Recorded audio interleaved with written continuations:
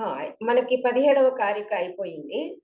అక్కడ ఏదైతే చెప్పారో ముఖ్యాం వృత్తిం పరిత్యజ్య గుణవృత్యార్థ దర్శనం యదుద్దిశ్య ఫలం తత్ర శబ్దో నైవ స్ఖలద్గతిః.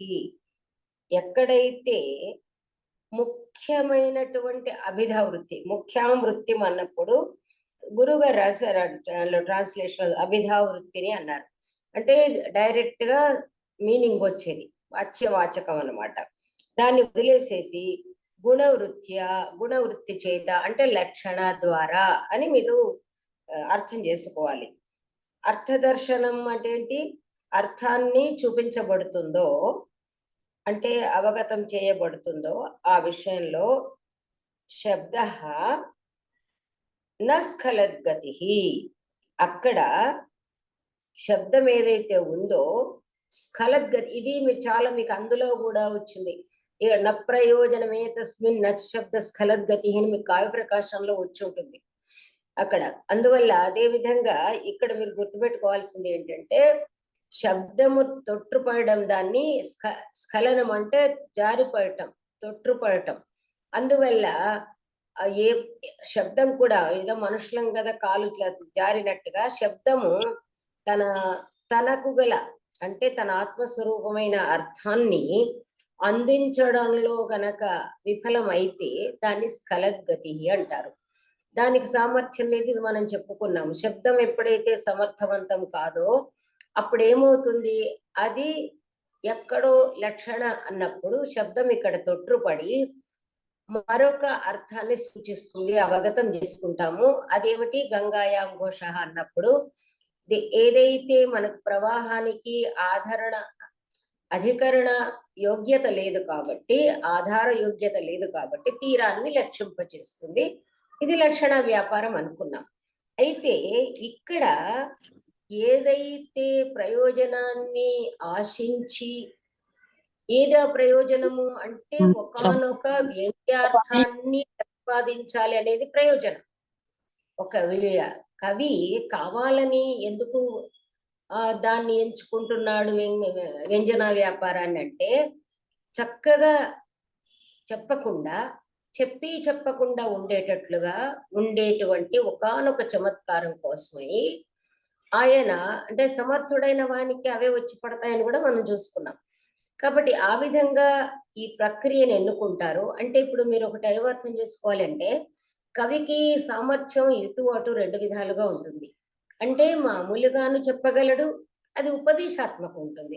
మీకు చాలాసార్లు చెప్పాను నేను, ఒక భగవద్గీత తీసుకోండి, ఒక విదుర నీతి తీసుకోండి. ఇవి తీసుకున్నప్పుడు వ్యాసునికి చేతగాక కాదు కదా, అంతకంటే అద్భుతంగా రాయగలడు. కానీ ఉపదేశాత్మకం అయినప్పుడు సామాన్యుడికి కూడా, లేమని అంటుంటాం కదా, సామాన్యునికి కూడా అర్థమయ్యే విధంగా చెప్పాలి. కాబట్టి వ్యంగ్యాన్ని అంటే వ్యంజన వ్యాపారాన్ని వాళ్ళు ఎప్పుడు ఎన్నుకోరు.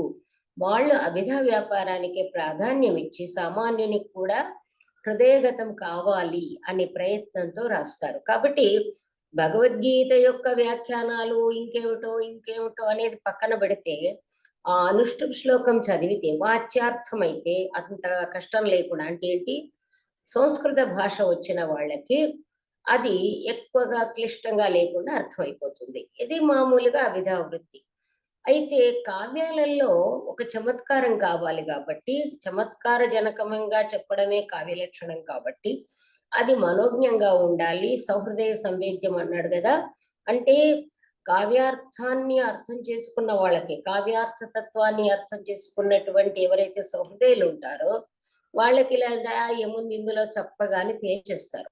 కాబట్టి వాళ్ళకి ఆ వ్యంజన వ్యాపారంతో ఉన్న ఆ మనోజ్ఞత్వమే వాళ్ళకి ఇష్టంగా ఉంటుంది.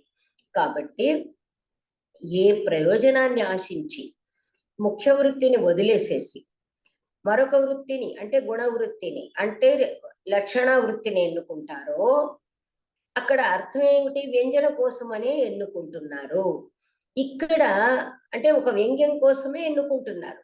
అయితే అచ్చంగా వ్యంగ్యం అందించే చోట అక్కడ శబ్దం తొట్టుపడదు. ఏమిటి? ఎక్కడ ఏ శబ్దం తొట్టుపడదంటే ప్రయోజనవతి లక్షణాన్ని మనం చెప్పుకున్నాం.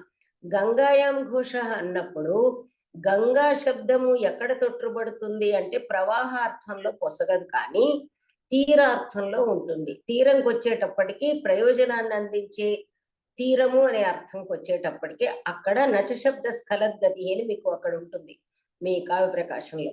అక్కడ శబ్దం అందించగలుగుతుంది. అదే విధంగా వ్యంజన వృత్తిలో ఉన్నటువంటి ఒకానొక సౌకర్యం ఏమిటంటే వ్యంగ్యార్థాన్ని అందించడంలో శబ్దము లక్షణలాగా తొట్టుపడదు. అందువల్ల శబ్దము తొట్టుపడుతుందంటే అప్పుడు ఏమైంది, ఆ శబ్దానికి ప్రాధాన్యం తొలగిపోయి ముఖ్యత్వం తొలగిపోయి మరొక చోటికి వెళ్ళిపోతుంది. అప్పుడు మరది దుష్టతాయేవ స్యాత్. ఆ విధంగా ఎంతకి వ్యంగ్యార్థం రావడానికి సహకరించినటువంటి చీటికి మాటికి తొట్టుబడే శబ్దం ఉందంటే అది దానికి దుష్టత్వమే అవుతుంది. అంటే దుష్టత్వం అంటే చెడ్డగా అని అర్థం కాదు, దోషయుక్తమైన దాన్ని దుష్ అనేదే ధాతువు.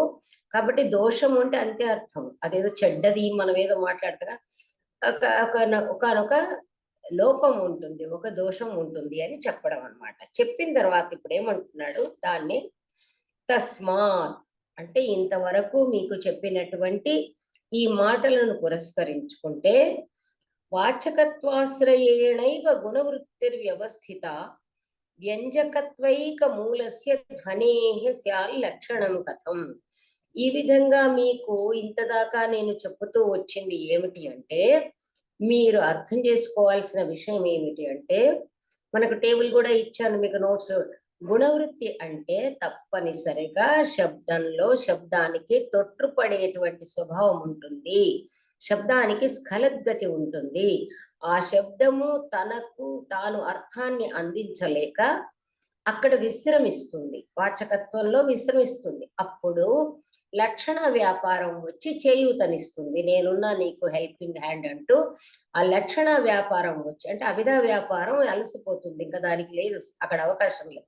అప్పుడు లక్షణ వ్యాపారం వచ్చి చక్కగా తీసుకెళ్లి ప్రవాహంలో కాదు నీ ప్లేస్ ఇక్కడ అని తీరం పైన నిలబెడుతుంది. అందువల్ల గుణవృత్తికి ఏమిటయ్యా ఆశ్రయం అంటే వాచ్యవాచకాలే ఆశ్రయం.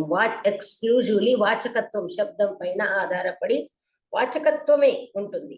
దానికి వ్యంగ్యత్వము అనేది ఆ శబ్దానికి మామూలుగా ఉండదు, అంటే లక్ష్యార్థానికి వెళ్ళిపోతారన్నమాట. ఎందుకంటే శబ్దానికి మీరు జస్ట్ బీ కేర్ఫుల్, ఆ శబ్దానికి వ్యంగ్యార్థాన్ని చెప్పేటువంటి శక్తి ఉండదు అని చెప్తున్నాడు గుణవృత్తిలో. ఎందుచేతనంటే శబ్దానికి వ్యంగ్యత్వాన్ని అందించే శక్తి ఉండదు.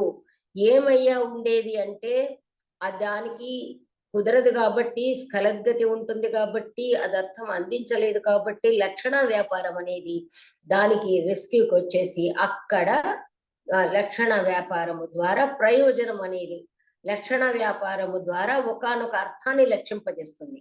ఇక్కడ వ్యంగ్యం అనుకోకండి, లక్షణ వ్యాపారము ద్వారా బి క్లియర్, ఇక్కడ ఏ మాత్రం కన్ఫ్యూజ్ కాకండి.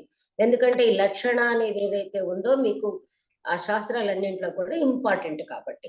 అందువల్ల లక్షణ వ్యాపారంలో ఏమిటి అంటే అవిధ ఏం చేస్తుంది, మామూలుగా వాచకత్వం అమ్మో నా వల్ల కాదు నేను అందించలేకపోతున్నా అని అక్కడ ఆగిపోతుంది. ఆగిపోయినప్పుడు లక్షణ వచ్చి ఓకే నేను ఒకానొక అర్థాన్ని ప్రవాహం కాదు, గొల్లపల్లి ప్రవాహంలో లేదు, నీటిలో లేదు, ఒడ్డున ఉంది అని అక్కడ చెప్పేసి అక్కడ కూడా త్రీ పర్సన్స్ ఇక్కడ అంటే లక్షణ కూడా రిటైర్స్ దేర్. తీరంలో ఆ తీరానికి మమ్మల్ని మనం చేర్చి తను వెళ్ళిపోతుంది అంతే. ఇప్పుడు ఏదైతే మీకు శీతత్వ పావనత్వాదుల ప్రతీతి ఉందో ఆ ప్రతీతి మీకు లాక్షణిక శబ్దం అంటే అక్కడ ఏంటి వాచకత్వము, ఆ లాక్షణిక శబ్ద ప్రయోగం మీరు అక్కడ గుర్తుపెట్టుకోవాలి. లాక్షణిక శబ్దం అంటే తప్పకుండా ముఖ్యార్థం బాధ కలిగిన శబ్దం. ఓకే, ఐ రిపీట్, నేను మీకు ఒక పేజీలో నోట్స్ ఇచ్చినప్పుడు కూడా రాస్తాను. సో ముఖ్యార్థ బాధ కలిగినటువంటి వాచక శబ్దం. ఓకే, అలాంటిది ఉన్నప్పుడు అప్పుడు ఏదైతే ప్రయోజనవతి లక్షణ రూఢి కాదు మరి ప్రయోజనవతి లక్షణాన్ని మనం ఏదైతే అంటామో, ఏ ప్రయోజనాన్ని ఉద్దేశించి మనం అది ప్రయోగించబడిందో అక్కడ శీతత్వ పావనత్వాదుల ప్రతీతికి కారణం ఏమిటి అంటే వ్యంగ్యము. ఓకే, కానీ ఆ వ్యంగ్యం ఏమిటి, సాక్షాత్తు శబ్దం నుంచి, ఏ శబ్దం నుంచి వస్తుంది, మామూలు వాచకం నుంచి కాకుండా లాక్షణిక శబ్దం నుంచి వస్తుంది. కాబట్టి దీనికి కావలసింది ఏంటి అంటే తప్పకుండా ఆ శబ్దానికి, ఆ శబ్దం ఏంటి, వాచకం, శబ్దం ఉండాలి, శబ్దం నుంచి వస్తుంది. వాచకత్వం వరకే ఉంటుంది, దానికి వ్యంజకత్వ శక్తి ఉండదన్నమాట. This is the difference between వ్యంగ్య వ్యాపార అండ్ లక్షణ వ్యాపార. అక్కడ వాచకత్వ శక్తే ఉంటుంది. అది గంగా అంటే గంగానే అని చెప్తుంది, గంగా ప్రవాహం అనే చెబుతుంది. శీతత్వ పావనత్వాదులు అనేది ఏదైతే ఉందో ఆ శీతత్వ పావనత్వాదుల ప్రతీతి గంగా శబ్దము, గంగా తీరే అనే వరకు గంగాయాం ఘోష అనే దాని ద్వారా రాదనమాట.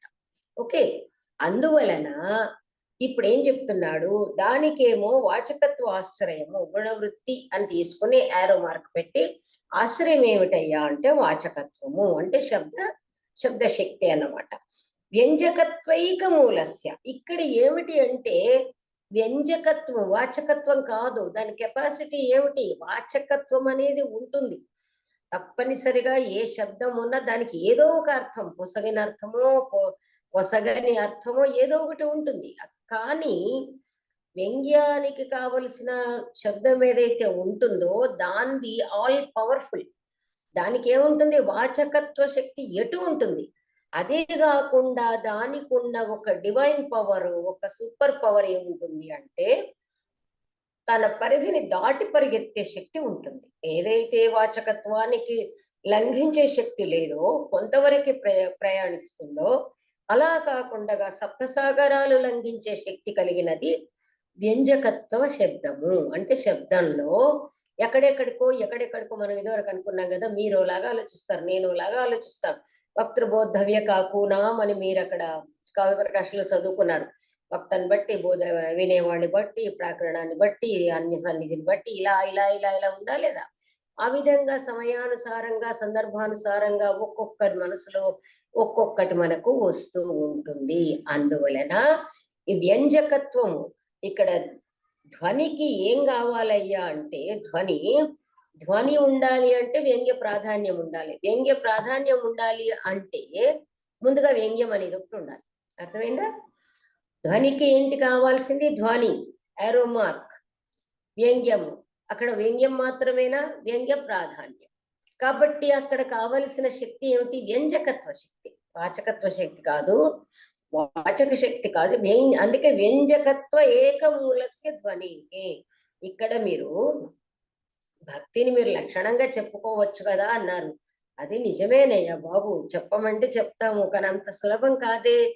ఆ లక్షణలో భక్తిలో ఉన్నది కేవలము వాచకత్వ ఆశ్రయం ఉంటే చాలు. అక్కడ దానికి ఎక్స్ట్రా పవర్ అక్కర్లేదు. ఇక్కడి నుంచి ఈ జస్ట్ 2 అడుగులు వేసేసి ఆగిపోతుంది. అంతకంటే పాపం, అంతకంటే దాని సామర్థ్యం లేదు.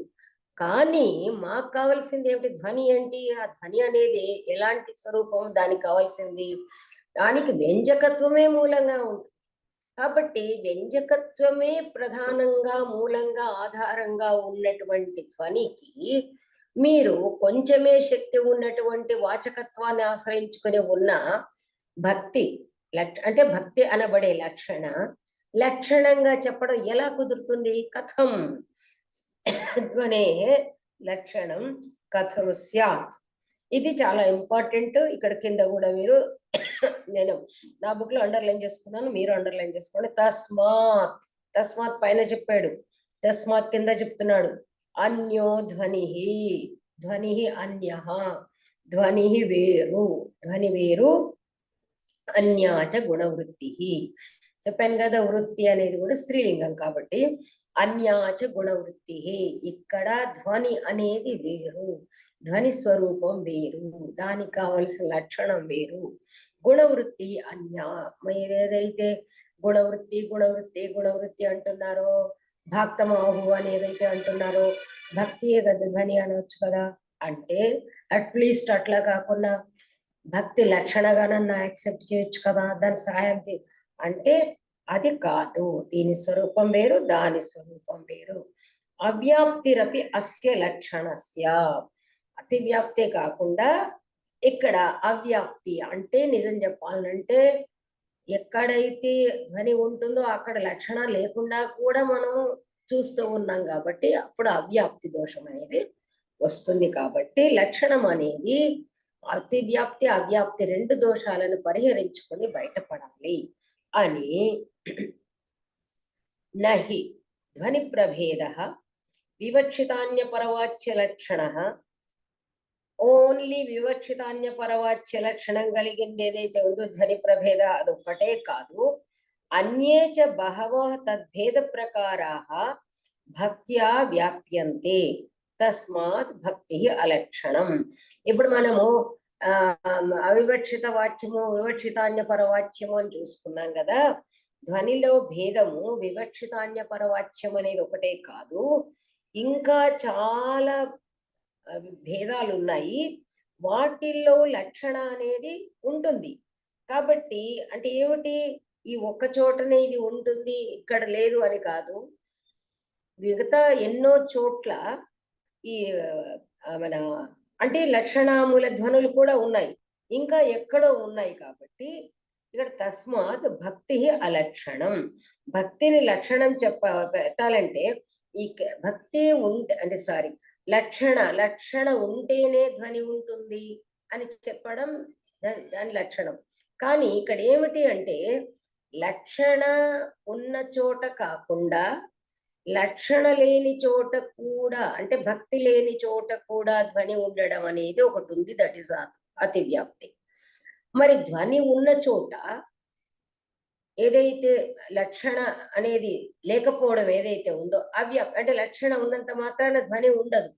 అప్పుడు ఏమైపోయింది, అవ్యాప్తి. అది లక్షణ మూలము ఓన్లీ ప్రయోజనవతి లక్షణకే అంకితమైపోతుంది. ఈ విధంగా ఎన్నో ఉన్నాయి కాబట్టి అంటే లక్షణాముల ధ్వనిని మీకు చూపించబోతాడు. అందువల్ల మీరు భక్తి లక్షణం అని చెప్పడం కుదరదు. ఇక్కడ ఇక్కడంతా ఏం చెప్తున్నాడు,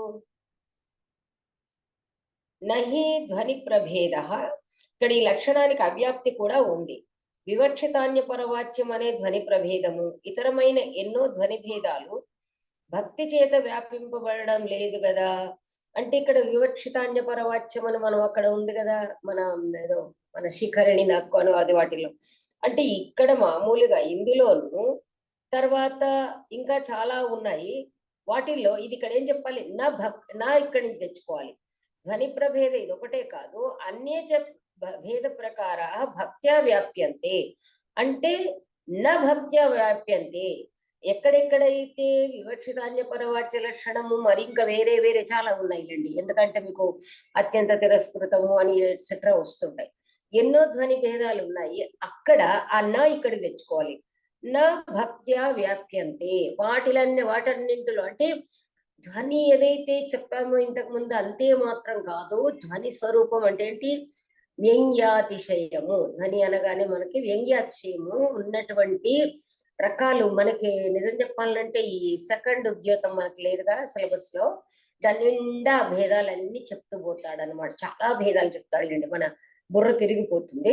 మనకి నయమే ప్రథమోద్యోతం కాబట్టి ఓన్లీ ఫస్ట్ మేజర్ డిఫరెన్సెస్ అనమాట. అక్కడ ఎన్నో ధ్వని భేదాలు ఉన్నాయి. ధ్వని ఎన్ని రకాల భేదాలు ఉన్నాయి.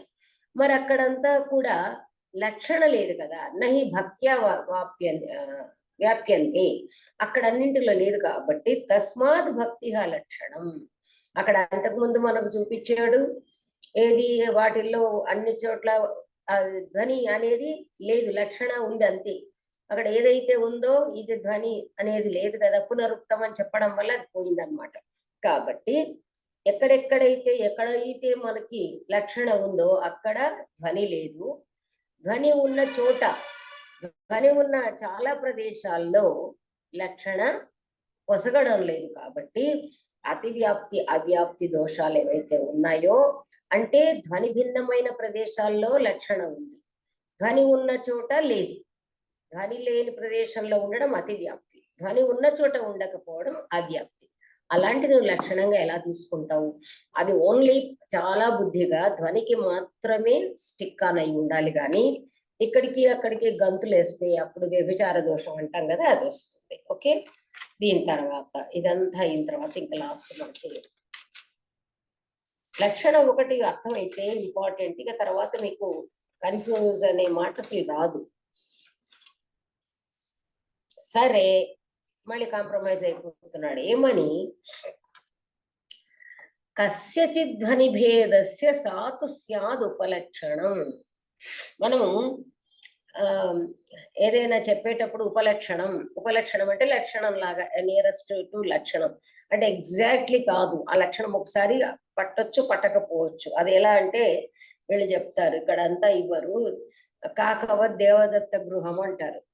మనందరి లైఫ్ లో హైదరాబాద్ లో రోజుకు ఇలాగే ఉంటుంది. మనం ఒకటి మన ఫ్రెండ్స్ కోసమని మనం ఒక మార్క్ ఇస్తాం. మన ఇల్లు ఏదింది అంటే, మాకు ఒకప్పుడు చాలా చక్కగా పక్కన ఒక హాస్పిటల్ ఉండేది, ఆ పక్కనే చెత్తకొండి ఉండేది. హాస్పిటల్ పక్కన చెత్తకొండిని ఆనుకుని ఉన్న గేట్లోనే మా ఇల్లు అని చెప్తే, చెత్తకొండి కనుక మారిస్తే వాళ్ళు ఎక్కడికో వెళ్ళిపోతారు. దిస్ ఇస్ కాల్డ్ ఉపలక్షణం. కాబట్టి ఏదయ్యా దేవదత్తుని ఇల్లు అంటే, అప్పుడు ఏదో వాడికి చూపించినప్పుడు అక్కడ కాకి ఉంది, అదిగో ఆ కాకి వాలిన ఇల్లు అన్నాడు.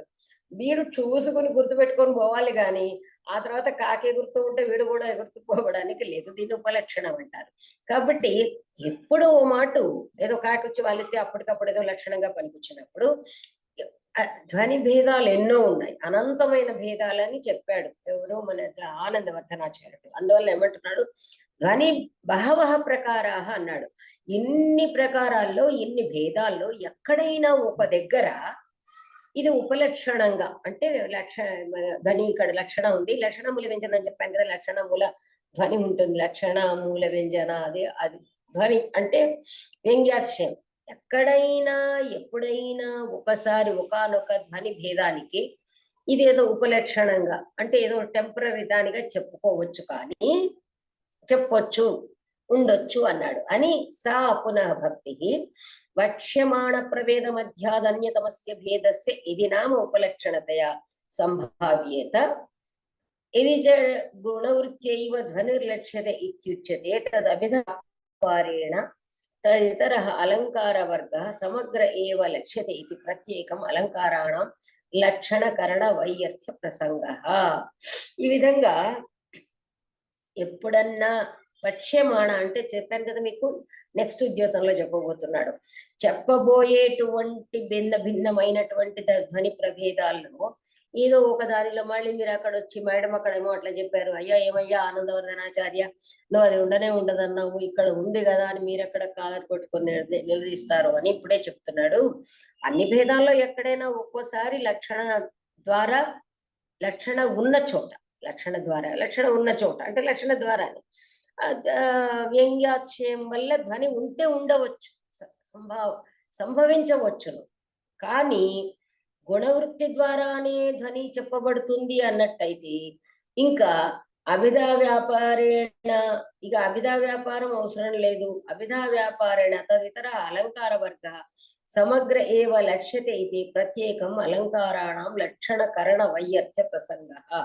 అలా అన్నట్టయితే ఇంకా అప్పుడు అభిధా వ్యాపారంతో ఏదైతే అలంకార వర్గము ఇదైతే చెప్పబడుతుంది అన్నట్టయితే, ఇంకా అవిధ దాని వల్ల అలంకారాలన్నీ తెలుస్తున్నాయి కాబట్టి ఇంకా అలంకారాలకు మళ్ళీ ప్రత్యేకించి లక్షణం చెప్పాల్సిన అవసరం లేదు. మీరు ఇప్పటికే అలంకారాలతో అలసిపోతూ ఉన్నారు. వాటి అన్నిట్లో రూపకం అన్నాడు అంటే మీకు ప్రతిదానిలో కూడా ఏమవుతుంది, వచ్చింది కదా వ్యంగ్యం ఉంది కదా, ఇక్కడ ధ్వని, రూపకంలో ధ్వని.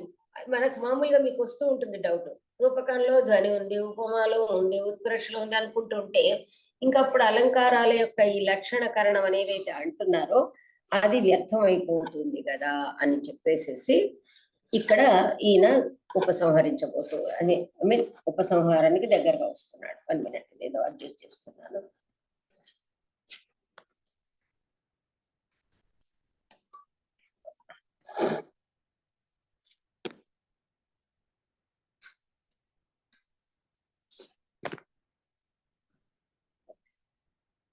సరే, సంథింగ్ ఇక్కడ కొంచెం ఒక్క నిమిషం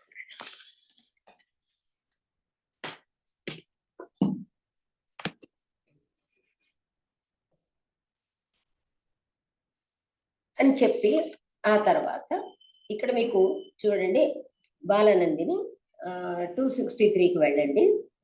అక్కడ ధ్వని భక్తి అనేది ఒకటే కాకపోవచ్చు, భక్తి ధ్వనికి లక్షణం కూడా కాకపోవచ్చు, కానీ ఉపలక్షణం కావచ్చు. ఇది చదువుకోవాలండి. నేను మీకు అందుకే ఇప్పుడు ఇచ్చే నోట్స్ లో ఇలా ఎక్కడెక్కడ ఏది చదవాలో కూడా మీకు 2 పేజెస్ ఇవాళ రాయలేదులేండి, రాసిస్తాను. ఎక్కడ ఏది చూసుకోవాలో పేజ్ నెంబర్ ఇదివరకు ఇచ్చినట్టుగానే దీనికి కూడా సంబంధించి ఇస్తానన్నమాట. కాబట్టి ఎక్కడ ధ్వని ఉంటుందో అక్కడ భక్తి కూడా ఉంటుంది అని ధ్వని భక్తి చేత ఉపలక్షితం అవుతుంది. ఇక్కడ వివరణలో ఇచ్చారు చూడండి. కాకవత్ దేవదత్త గృహం ఇత్యాదులలో కాకి దేవదత్త గృహానికి ఉపలక్షణం గుర్తు అయినట్లు భక్తి ధ్వనికి ఉపలక్షణం అని చెప్పవచ్చును కదా అని పూర్వపక్షి ఆశయం. దీన్ని చెప్తూ ఉన్నాడు అనమాట. అంతటా కూడా అది ఉండదు, ఉపలక్షణం అని చెప్పినంత మాత్రాన ఏమొస్తుంది. అందువల్ల ఏమంటున్నాడంటే ఇంకా అది జస్ట్ ఉపలక్షణంగా జస్ట్ తెలుసుకున్నప్పుడు ఇది ఇంకా డిస్కషన్ మీరు వెళ్ళాల్సినంత అవసరం లేదనమాట. ఇది ఒకటి తీసుకోండి మీరు. ఎక్కడ అంటే పేజ్ నెంబర్ 264లో ధ్వనికి మీరు లక్షణం చెప్పడానికి ప్రయత్నిస్తున్నారంటే ఎందుకు, ఇతర విషయాల నుంచి వేరు చేసి చూపించడానికి కదా. ఎప్పటి నుంచో శాస్త్రకారులందరూ అంగీకరించిన భక్తి ఉండనే ఉంది. దాని సహాయంతో ధ్వనిని, దాని సకల భేదాలను కూడా గుర్తిస్తారు, తెలుసుకుంటారు కూడా. ఆ విధంగా మీరు ధ్వనికి లక్షణం చెప్పి సాధించాలనుకున్న పని అంతకు ముందు నుంచి ఉన్న భక్తి చేతన జరిగిపోతుండగా కొత్తగా ఎందుకు అనేది ఇక్కడ వృత్తికారుడు చెప్తున్నాడు అన్నమాట. అలంకారాలని ఇక్కడ ఏమైతే అభిధ నేను మీకు చెప్పాను కదా, అభిధా వ్యాపారం వల్ల మనకి ఏదైతే మన అలంకారాలన్నీ కూడా తోస్తాయి కాబట్టి ఇంకా అదే సరిపోతుంది అని చెప్పడం అన్నమాట. ఇంకా ఇదంతా కూడా ఇంత మీకు ఇక్కడ మీరు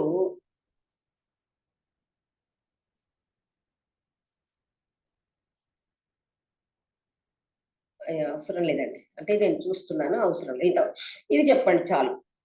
కాబట్టి ఇప్పుడు లక్షణ వైయర్థ్య ప్రసంగ ఇక్కడ అని చెప్పవచ్చును కదా, ఇదంతా అవసరం లేదు. కాబట్టి దాన్ని ఉపలక్షణంగా ఇంకా అలాంటప్పుడు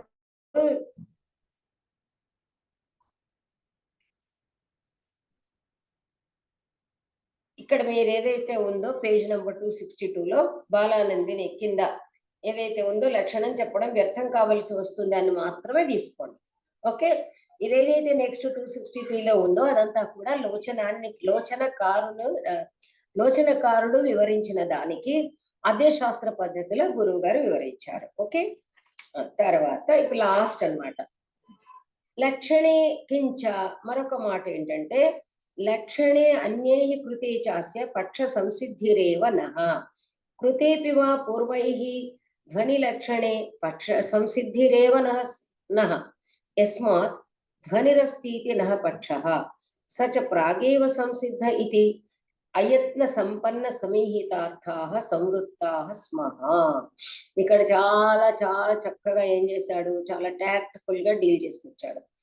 అలా కాదు, ఇలా ఉంది కదా, లక్షణ ద్వారా చెప్పొచ్చు కదా, ఉపలక్షణం చెప్పొచ్చు కదా, ఇలా అంటే మీరు ధ్వనిని ఏదో ఏదో చెప్తున్నారు, కావ్యస్యాత్మ ధ్వని అంటూ ఇంత అంటున్నారు, భాక్తమాహుస్తమన్య అంటే భాక్తం కదా, లక్షణ వ్యాపారంలో ఉండనే ఉంది కదా అని అంటున్నారంటే మీరేం కొత్తగా చెప్పడం ఎందుకు.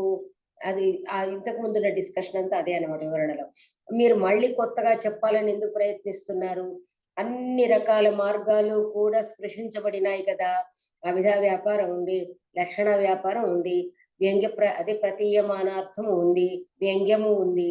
ఇవన్నీ ఉంటుండగా మళ్ళీ ధ్వని అనేది ఎందుకు తీసుకొచ్చారు, ధ్వని అంటే కావ్యాత్మ అన్నారు, అండ్ ఇది కొత్తగా మళ్ళీ ఎందుకు చెప్తున్నారు అని అంటున్నారంటే మీరు ఇప్పుడు ఏమిటి మీ ఉద్దేశ్యము. దిస్ ఇస్ ఆనందవర్ధనుడి మాట అనమాట పూర్వపక్షులతో. ఇప్పుడు ఇంతకీ మీరు ఏమంటున్నారు, ధ్వని ఉంది, ధ్వని ఇంతవరకే ప్రతిపాదించబడి ఉంది, నువ్వేంటయ్యా కొత్తగా చెప్పేది అంటున్నారా మీరు.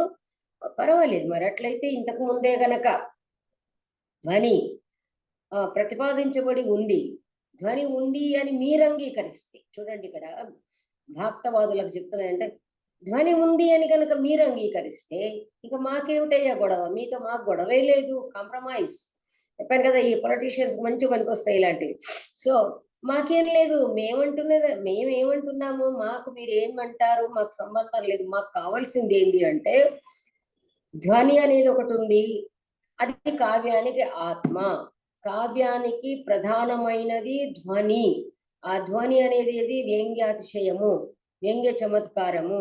అది లేదు లేదు అని మీరు ఏదైతే అంటున్నారో, ఒకళ్ళేమో లేదని అంటున్నారు, మరొకళ్ళు ఏమంటున్నారు అది లక్షణాంతర్గతం అంటున్నారు. అలా కాదు, ఇంతకీ మీరు ధ్వని అనేది ఉంది అని యాక్సెప్ట్ చేస్తున్నారు. ఆ లక్షణం ఉంది కదా దానిలో, దాని ద్వారా మనకి ధ్వని సిద్ధిస్తుంది కదా అని మీరు అన్నట్టయితే సరే, గొడవక్కర్లేదు. మీ మాకు కావాల్సింది ధ్వని అనేది ఒకటి ఉందని, లేదు అనేదైతే మాట్లాడుతున్నారో అది కుదరదు.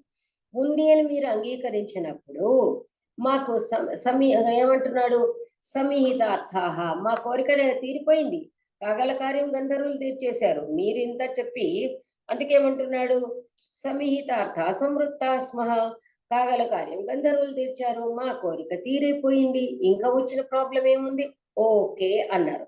ఇక్కడితో మనకి 19వ కారికార్థంతో భక్తమాహుస్తమన్య అనే నోట్స్ అయిపోతుంది. అంటే మీకు 16, 17, 18, 19 కారికల యొక్క అర్థాన్ని, సరే ఇలా మళ్ళీ మీరు అడుగుతారుగా ఎస్సే టైప్ అదంతా, then I will tell you. So ఈ విధంగా అయిపోయింది అన్న తర్వాత చూడండి, థర్డ్ది ఏదైతే ఉందో అదేది వాచాం అది ఉంది కదా, తత్వమూచుస్తదీయం అన్నారు. ఏమని, మాటలకి అందని స్వరూపము ఏమని చెప్తాము ధ్వని అని అన్నారు కదా, దాన్ని గురించి ఇక్కడ చెప్తున్నాడు. ఇది ఒకటే పారాగ్రాఫ్ లో చెప్పాడు ఆయన. ఏపి సహృదయ హృదయ సంవేద్యం అనాఖ్యాయమేవ ధ్వనే ఆత్మానం ఆమ్నాశిషు తేపి న పరీక్ష్యవాదినః యతః ఉక్తయా నీత్యా వక్ష్యమాణయా చ ధ్వనే సామాన్య విశేష లక్షణే ప్రతిపాదితేపి ఇది అనాఖ్యేయత్వం తత్సర్వేషామపి వస్తూనాం తత్ ప్రసక్తం. యది పునః ధ్వనేః అతిశయోక్త్యా అనయా కావ్యాంతరాతిశాయుక్తైః స్వరూపమాఖ్యాయతే తత్తేపి యుక్తావిధాయిన ఏవ. ఇది పెద్ద అడ్వకేట్ అయిన మామూలుడు కాదు. ఏం చెప్తున్నాడు, ఎవరైతే సహృదయ హృదయ సంవేద్యం అనాఖ్యేయం, అది సహృదయ హృదయ గోచరం, అబ్బో అదేంటి కేచిత్ తేషాం అదే తత్వమూచుస్తదీయం అనేది ఉంది కదా, అందువల్ల ఎవరైతే దాని యొక్క స్వరూపాన్ని అబ్బో మాటలకు అందదు అని అన్నారో వాళ్ళు కూడా దాన్ని అదే ధ్వని ఆత్మ ఎలాంటిది అని మాటలకు అందదు అని ఎవరైతే అన్నారో వాళ్ళు కూడా, ఇది చాలా మంచి మంచి వర్డ్స్ వాడతారు, నా పరీక్ష్యవాదిన, వీళ్ళు చక్కగా దాన్ని పరిశీలించి మాట్లాడిన వాళ్ళు కాదు. చూడండి, తిట్టట్లేదు, they are fools, they are useless, వాళ్ళ దానిలో పసలేదు చెప్పగా అని అనట్లేదు. నా పరీక్ష్యవాదిన, చక్కగా మనం తరచి పరిశీలించి మాట్లాడిన వాళ్ళు కాదు. అంటే వాళ్ళ మాటల్లో చక్కని విశ్లేషణ అనేది లేదు. అంటే కరెక్ట్ గా దాన్ని తరచి లోతుగా తరచి చూసిన వాళ్ళు కాదు అని దాని అర్థం అన్నమాట. ఎందుచేతనంటే అది దాని స్వరూపమే చెప్పలేము అన్నారు. మరి ఇప్పటిదాకా నేను చేసిన పని ఏంటి, అబ్బో దాని స్వరూపం ఏం చెప్పగలము అని వాళ్ళు అన్నారు, ఒక్క మాటతో కొట్టేశారు. మరి నేను ఇంతదాకా పడ్డ అవస్థ ఏమిటి, అక్కడి నుంచి చెబుతూనే ఉన్నాను, ఇదిగో అలంకారాలు, ఇదిగో శబ్దాలంకారాలు, ఇదిగో అర్థాలంకారాలు, ఇదిగో రీతులు, ఇదిగో వృత్తులు, ఇదిగో ఇవన్నీ ప్రవృత్తులు, ఇవన్నిట్లో ఎక్కడుందయా, లేదు. మరి ఎక్కడుంది, వాచ్యం వేరు ప్రతీయమానం వేరు. మళ్ళీ ఎక్కడ ఉంది మరి అలంకారాల్లో, అన్ని అలంకారాల్లో ఎక్కడుందయ్యా బాబు, కొన్నిట్లోనే ఉంది. ఈ విధంగా నేను సామాన్య విశేష లక్షణం, సామాన్యంగా అంటే మామూలుగా which is common to all, ఏదైతే సామాన్య లక్షణం ఉందో సామాన్య లక్షణాన్ని చూపించి మళ్ళీ విశేష లక్షణం, ఇదిగో ఇందులో ఇలా ఉంది, ధ్వని అనేది ఇలా ఉంటుంది, దీని యొక్క స్పెషాలిటీ ఇది, అలంకారాలంటే దాని స్వరూపం ఇది అంటూ సామాన్య విశేష లక్షణాలతో నేను సమర్థించి which is common, which is special, which is peculiar అని చూపిస్తూ వచ్చానే. ఇంతదాకా నేను చర్చిస్తూ ఇంత కంఠశోషతో చెప్పిన తర్వాత కూడా అమ్మో చెప్పలేమంటే మరి ఇది ధ్వనికి మాత్రం ఎందుకు వర్తిస్తుందండి, ప్రతిదానికి వర్తిస్తుంది. ప్రతిదాని కూడా అదేదన్నా మీరు అడిగారు, సత్యస్వరూపం తెలియదు, అబ్బో ఏమని చెప్పాలి, అయిపోయింది.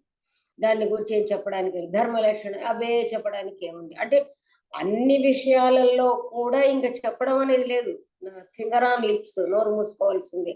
ఎందుకంటే ఇక వాళ్ళు అలా అన్నప్పుడు అన్ని విషయాల్లో ఇంక చెప్పడం ఏమిటి, చెప్పేవాడెవడు వినేవాడెవడు, ఏదో హైయెస్ట్ ఫిలాసఫీకి వెళ్ళిపోవాలన్నమాట. నా వక్త నా శ్రోత అనమాట. వక్త శ్రోతాచ దుర్లభ అనుకుని నమస్కారం పెట్టుకోవాలి అన్నాడు. అని మళ్ళీ అంటున్నాడు, అలా కాదు అలా కాదు, ఎది పునః ధ్వనే అతిశయోక్త్యా, లేదు అలా కాదు, ఆ ధ్వని అనేది ఒక మాటల కంద ఎతో వాచో నివర్తంతే అప్రాప్య మనసా సహా అని ఒకటి చెప్పబడ్డది కదా వేదాంతంలో. ఏదైతే స్వరూపం ఉందో ఆ పరమాత్మ స్వరూపం, పరంజ్యోతి స్వరూపం, ఆ విధంగా అబ్బే అలా కాదు, ఈ మాటలకు అందనటువంటి అద్భుతమైన ఒక అతిశయ రూపం కలిగినది ధ్వని అని అన్నట్టయితే, కావ్యాంతరాతిశాయితై స్వరూపం ఆఖ్యాయితే, ఒకవేళ కావ్యాంతర అతిశయిత్వం చేత గనక దాని యొక్క రూపం చెప్పబడితే, అప్పుడు తే అపి యుక్తాభిధాయిన ఏవ, వాళ్ళు చక్కగా చర్చించి తర్కించి చెప్పిన వాళ్ళే, వాళ్ళు సరి అయిన విషయాన్ని సరిగ్గా తెలుసుకొని చెప్పిన. అక్కడనేమో మొదటి పద్ధతిలో అబ్బే ఏం చెప్తాము అని కనుక చప్పరిచ్చేస్తే వాళ్ళు నా పరీక్షవాదిన, పరీక్షించి వాదించిన వాళ్ళు, చెప్పిన వాళ్ళు కాదు. వాదిన అంటే ఏమిటి, మాట్లాడేవాళ్ళు, చెప్పిన వాళ్ళు కాదు. ఇక్కడ ఏమిటి, యుక్తియుక్తంగా చెప్పిన వాళ్ళు అవుతారు. ఒకవేళ దాని అతిశయత్వాన్ని గనక మనసులో ఉంచుకుని అబ్బే ఎలా చెప్తామో అది మనకి దానిలో మీకు మాడ్యులేషన్ లోనే తెలిసిపోతుంది. అబ్బే అది మామూలుగా మాటల్లో ఎక్కడ చెప్పగలమండి అనడము, చెప్పడానికి ఏముంది అనడంలో తేడా లేదు. కాబట్టి చెప్పడానికి ఏముంది, దానికి అసలు ఏముంది కనుక రూపం అనడంలో ఏమీ లేదు. వాళ్ళు నా పరీక్షవాదిన అని, అబ్బో దాని స్వరూపం చెప్పాలంటే మన వల్ల అవుతుందా, మనకు మాటలు సరిపోతాయా అనే అభిప్రాయంతో చెప్పినట్లయితే వాళ్ళు యుక్తావిధాయిన, వాళ్ళు యుక్తియుక్తంగా చెప్పారు. అందువల్ల ఇది శ్రీరాజానకానంద వర్ధనాచార్య విరచితే ధ్వన్యాలోకే ప్రథమ ఉద్యోత సమాప్త అనుకోవాలి. సో ఇక్కడ 266 లో మామూలుగా దాని భావం ఉంది, అది మీరు రాసుకోవచ్చు. ఓకే, ఇంకా చాలా చాలా 1 minute అయిపోయింది కదా. Yeah, yes. ఇందులో 268లో లోచనంలో 2 శ్లోకాలు చాలా అద్భుతమైన. ఈయన ఈ మన నాట్యశాస్త్రంలో కూడా బిగినింగ్ లో ప్రార్థనా శ్లోకాలు, ఎండింగ్ లో ఇట్లాంటి శ్లోకాలు ఇస్తాడు. నేను ఎక్కడో పోయి రాసిన ఆర్టికల్ ఎక్కడో పోయింది, ఎక్కడో మిస్ప్లేస్ వెతుక్కోవాలి, కానీ అభినవ శ్లోకాలు అద్భుతంగా ఉంటాయి. ఇక్కడ కిం లోచనం వినా లోకో భాతి చంద్రయ్య కాపి తేనాభినవ గుప్తోత్ర లోచనోన్మీలనం వ్యధాత్. నిజంగానే వెన్నెల ఉంది, చాలా అద్భుతంగా ఉంటుంది, కానీ కన్ను లేకుండా, కళ్ళే లేకపోతే, చూపే లేకపోతే ఇంకా వెన్నెలేమిటి, చీకటేమిటి? అందువల్ల అభినవగుప్తుడు ఏం చేశాడు, అసలు ముందైతే ఆ కళ్ళల్లో ఏదన్నా ఉంటే దోషాన్ని ముందు తొలగిస్తే తప్ప కుదరదు కాబట్టి చక్కగా లోచనాన్ని ఇచ్చాడు. అసలు నిజం చెప్పాలంటే ఒక దివ్య చక్షు అంటాం మనం, అంటే జ్ఞాన నేత్రాన్ని ప్రసాదించాడు. ఉన్మీలనం, కళ్ళు తెరిపించాడు. అందువల్లనే దాని కోసమని లోచనం అని చెప్పాడు. అదే విధంగా ఇక్కడ యదున్మీలన శక్త్యైవ విశ్వం ఉన్మీల తీక్షణ స్వాత్మాయతన విశ్రాంతాం తాం వందే ప్రతిభాం శివాం. ఏదైతే ఒక ప్రతిభ ఉందో అది ఉన్మీలన శక్తి. ఒకసారి ఇలా కళ్ళు తెరుచుకోబడితే విశ్వమంతా వచ్చేస్తుంది. ఇప్పుడు మామూలుగా అతని తస్య నిశ్వసితం వై వేదా అన్నట్టుగా పరమాత్ముడు కన్ను తెరిస్తే సృష్టి, కన్ను మూస్తే ప్రళయం అంటారు కదా. ఆ ప్రతిభ ఏదైతే స్వాత్మాయతన విశ్రాంతం, ఇక్కడ ప్రతిభ అన్నాడు, తనలోనే తాను విశ్రమించేటువంటి ఆ శివాం, ఆ ప్రతిభ ఏదైతే ఉందో, శివాం అంటే దేవి అమ్మవారికి కూడా ఉంటుంది అనమాట. కాబట్టి ఇది నా ఫేవరెట్ శ్లోకం అన్నమాట. అందువల్ల ఇక్కడ మీకు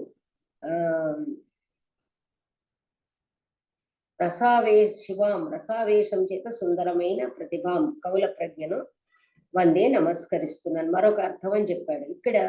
ఇక్కడ ఏం చేశాడు, ఈ 2 అర్థాలు చూసుకోండి. పరాదేవత నమస్కారం అని చెప్పాడు. ఏ ప్రతిభ యొక్క స్పందనం అనే శక్తి చేతనే, ఏ శక్తి యొక్క స్పందనం మీకు ఉంది, ఇది మన దీనిలో శివానంద లహరి వాటిల్లో ఉంటుందన్నమాట. స్పందనం చేత విశ్వం ఒక్క నిమిషంలో ఉన్మీలతి అంటే ప్రకాశిస్తుందో, గోచరమవుతుందో, అది అలాంటి శివం ఆ శక్తి అన్నమాట. అంటే శివుడు కూడా శక్తి లేకపోతే ఏం చేయలేడు అంటారు కదా, ఆ శక్తికి నమస్కరిస్తున్నాను ఒక అర్థము. శివాం ప్రతిభామ, అద్భుతమైన ప్రతిభకు నమస్కరిస్తున్నాను అని రెండు కూడా అద్భుతమైన శ్లోకాలు. These are for not exam purpose. మీరు ఎక్కడైనా కూడా ఇది తీసుకుని కోట్ చేసుకోవడానికి అవసరం వచ్చేది. ఓకే, సరే, మనకి మొత్తం పైన సక్సెస్ఫుల్ గా భక్తవాదం అయిపోయింది. ఇప్పుడంతా మన భక్తి వేరే రకంకి వెళ్ళిపోవాలి. మనం క్వశ్చన్స్ ఆన్సర్స్ ఉన్నాయి. ఇప్పుడు ఏంటంటే నేను మీకు నిన్న చెప్పినట్టుగా మీరు ఇక్కడ ఉన్న ప్రశ్నల యొక్క అర్థాలు ఎలా రాయాలని చెప్పాలా, మీకు ఏమైనా డిఫరెంట్ గా డౌట్స్ ఉన్నాయా అది నాకు చెప్పండి. 1 minute. నేను అవన్నీ ప్రశ్నలు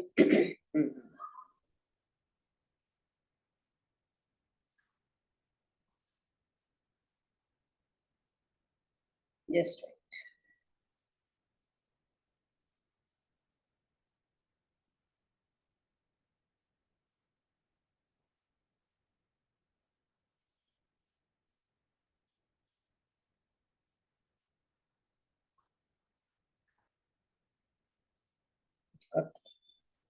సరే, ఒక్క నిమిషం ఎవరైనా మీరు you can respond to me and then I will proceed.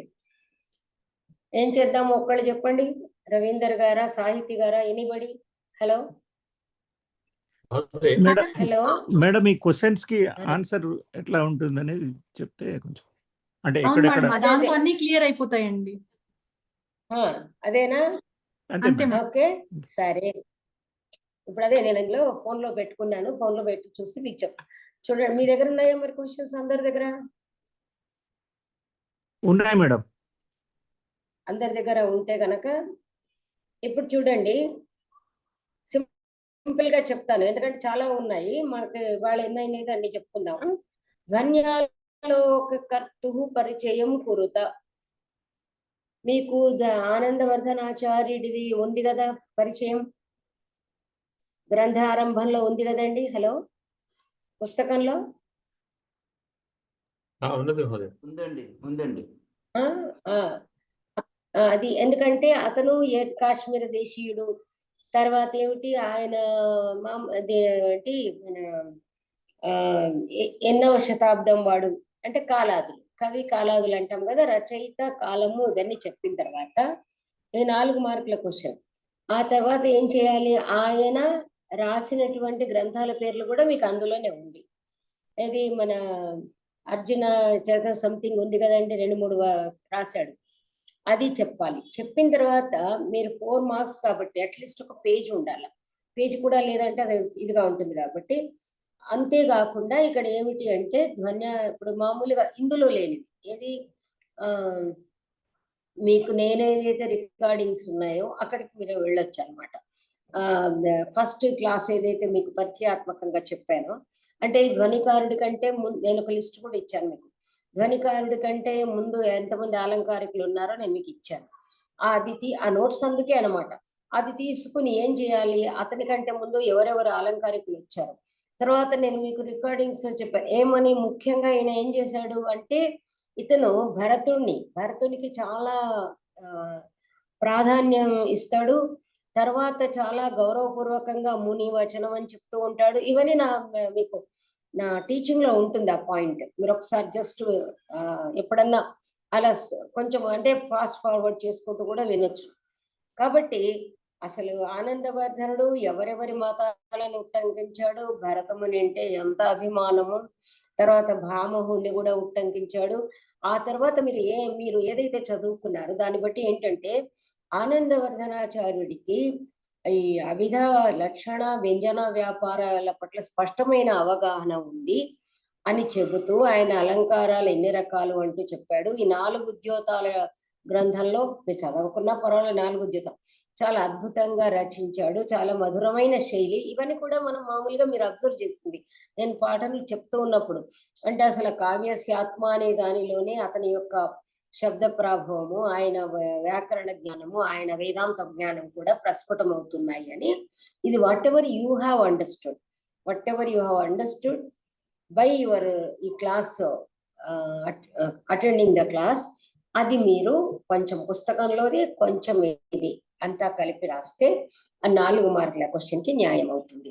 Okay, ఇంకా ఇది భక్తమాహుస్తమన్యే మనం ఇంతదాకా చెప్పుకున్నాం కదండి, అది తప్పకుండా వస్తుంది. భక్తమాహుస్తమన్యే అనేది మీరు కావ్యస్యాత్మధ్వని అన్న చోట అక్కడి నుంచి ఎత్తుకోవాలండి. మీకు ముందే చెప్పాను ఉపక్రమం ఏమిటి అంటే, మొదటి కారికలో ఆనందవర్ధనుడు ధ్వని విప్రతిపత్తులు అంటే ధ్వని ని గూర్చి విప్రతిపత్తులు కలిగినటువంటి 3 భేదాలను చెప్తాడు. ముగ్గురు పూర్వపక్షుల యొక్క అభిప్రాయాలను పేర్కొంటాడు. అందులో అభావవాదుల తర్వాత భక్తం ఆహుస్తమన్యే అని ఎవరైతే లక్షణాంతర్గతం అని అంటారో, లక్షణయే భక్తి ధ్వని అనేది అంటారో, దాన్ని గురించి చెప్తూ వాళ్ళ అభిప్రాయాన్ని తీసుకుని అది భక్తి అంతర్గతము కాదు అంటూ చెప్తాడు. అనేది మనకి ఎక్కడి నుంచి అంటే భక్త్యా విభర్తి నైకత్వం అని ఉంది కదా, అక్కడి నుంచి ఆ 2-3 శ్లోకాల సారం తీసుకుని ఇది భక్తం అని అన్నారు. కానీ భక్తం కాదు, ఎందుచేతనంటే అంటే ఇవాళ క్లాస్ అన్నమాట.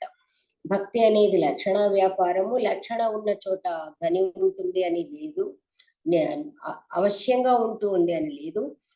లక్షణ లేని లక్షణ ఉన్న చోట కొన్నిసార్లు ఉండవచ్చును, కానీ లక్షణ లేని చోట కూడా ధ్వని ఉంటుందని వాళ్ళ క్లాస్ ఏదైతే మనం చెప్పుకున్నామో అలా అంతవరకు కూడా అంటే ఒక 2 కారికలు కోట్ చేసుకోవాలి. భక్త్యా విభర్తి నైకత్వం, రూపభేదాదయం ధ్వని, ఆ తర్వాత ఎందుకు గుణవృత్తి అన్య అండ్ అవిధా వృత్తి అన్య, ఈ విధంగా చెబుతూ మీరు దానికి సంబంధించినటువంటి నోట్స్ రాయాలి. బికాస్ భక్తమాహుస్తమన్యే అనేది మీకు చివరిలో ఇప్పుడు వచ్చింది. ఇప్పటిదాకా మనకు ఉన్నదంతా కూడా ధ్వని ప్రతిపాదనము, ఆ తర్వాత క్వశ్చన్స్ వైజ్ మీకు వెళ్తుంది. సో ఇది భక్తమాహుస్తమన్యే. ఇక్కడ చూడండి, ఇంతదాకా నేను తడుముకుంటూ ఉన్నా. కేచిత్ వాచాం స్థితం విషయే తత్వమోచుస్తదీయం, ఇక్కడ ఏదైతే ఉందో కొంతమంది ఏమన్నారు అనేది ఇది కూడా మళ్ళీ ఇక్కడ మీకు మ్యాటర్ కావాలి అంటే మొదటి కారిక ఏదైతే ఉందో దానిలో ఈ వీళ్ళ 3 భేదాలను ముగ్గురిని గూర్చి పేర్కొంటూ అభావవాదులు అక్కడ మీరు స్టార్ట్ చేయాలి. అభావవాదులు, భక్తవాదులు, అనిర్వచనీయవాదులని ముగ్గురిని ముందు పెట్టుకుని అది కూడా చెప్పాలి. నేను మీకు లెసన్ చెప్పేటప్పుడు అసలు నిజానికి ఈ వికల్పాలు లేవు, అభావవాదుల వికల్పాలంటూ లేవు, ఊహించుకుని దానికి సమాధానం ఇచ్చాడు ఆనందవర్ధనాచార్యుడు అని చెప్తూ అప్పుడు ఏం చెప్పాలి, ఇది అనిర్వచనీయము అనేది మనకు అక్కడ వచ్చింది. ఎక్కడ వచ్చింది అంటే మొదట్లోనే వచ్చింది. నేను మీకు చూపిస్తాను పేజ్ నంబర్స్. మీరు ఒకసారి ఇదో ఎక్కడ వస్తుందంటే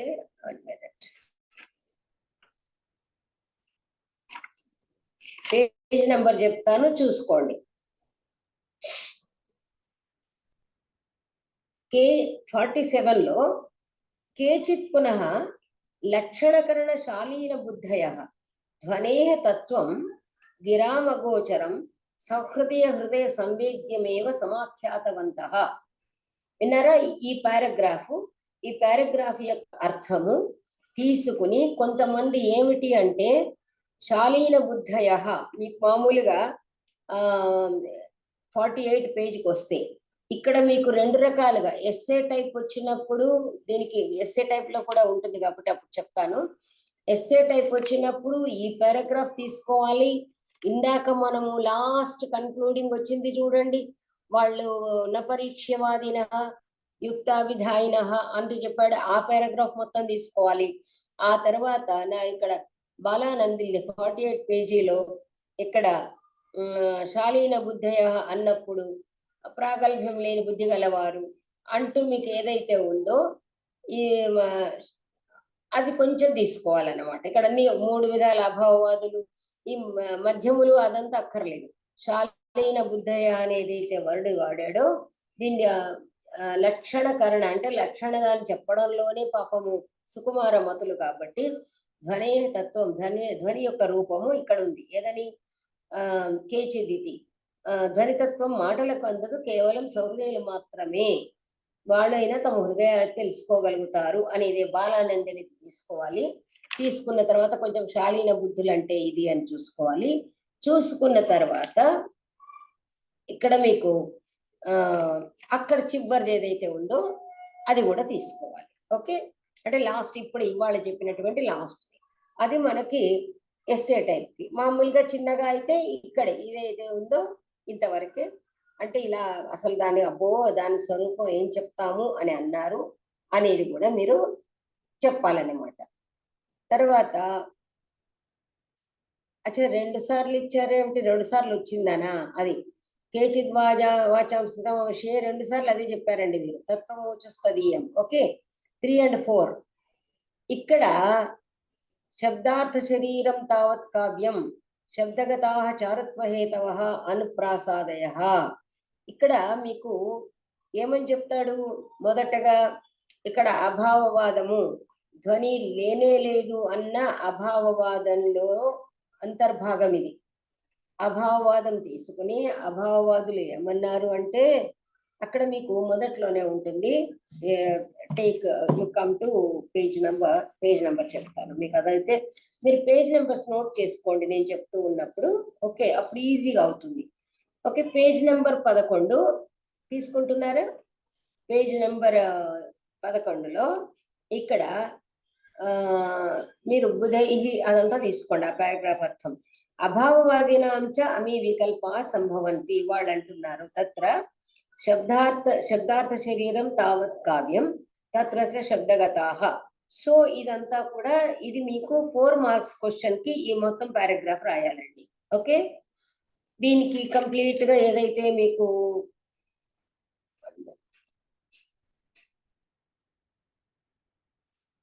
సరే ఇక్కడ ఏమిటి అంటే మీరు పేజ్ నెంబర్ 11లోనే కింద బాలానందిని అదేదైతే ఉందో కావ్యతత్వం తెలిసిన వాళ్ళ చేత ఈ పారాగ్రాఫ్ దీని కింద ట్రాన్స్లేషన్ ఏదైతే ఉందో ఇది అంతా మీరు రాశారంటే 4 మార్కుల క్వశ్చన్ కి ఉపనాగరిక మొదలైన వృత్తులు ఉన్నాయి. అదేది 11 నుంచి 12 కంటిన్యూషన్ అయింది. ఇది మీకు జస్ట్ 4 మార్క్స్. ఇది సే టైప్ కనుక వచ్చినప్పుడు అప్పుడు మళ్ళీ చెప్తాను. ఓకే, ఎందుకంటే మనకి ఇటు నుంచి అటు నుంచి జంప్ చేయకూడదు. చేస్తే మీకు ఇబ్బంది, నాకు ఇబ్బంది. ఓకే, తర్వాత ఏమన్నాడు చూసారా? శబ్దార్థ శరీరం తావత్ కావ్యం అన్న తర్వాత అర్థగతాః చ ఉపమాదయ ప్రసిద్ధ ఏవా. దానికి కూడా చూడండి, రెండిటికి కూడా మీరు తీసుకున్నట్టయితే సేమ్ ఆన్సర్ ఇక్కడే ఉంది. అర్థగతాశ్చ ఉపమాదయ ప్రసిద్ధ ఏవ అన్నాడు. కాబట్టి మీకు అక్కడ అది కూడా ఈ రెండిటికి కూడా ఆన్సర్ సేమ్ అని రాసుకోండి. నేను మీకు చెప్పాను ఒకటే క్వశ్చన్ ని తిప్పి తిప్పి ఇస్తారు విన్నారా? అంటే there is a different way of asking the question. కాబట్టి రెండు కూడా ఒకటే. తత్ర ఇక్కడ వాచ్య ప్రసిద్ధో యః ప్రకారైః ఉపమాదిభిః. ఇక్కడ వాచ్యము అండ్ వ్యంగ్యము అని రెండు ఉన్నాయి. అది ఎక్కడ వస్తుంది అంటే 1 minute. మీరు చదివినారా లేదా అనేది నాకు ఇప్పుడు డౌట్ వస్తా ఉంది. కారిక 3 అనుకుంటా మేడం. అదే వస్తున్నాను, ఒక నిమిషం. అదైతే చదివినారు అని అర్థం. తత్ర వాచ్య ప్రసిద్ధోయ ప్రకారే రూపమాదిభిః.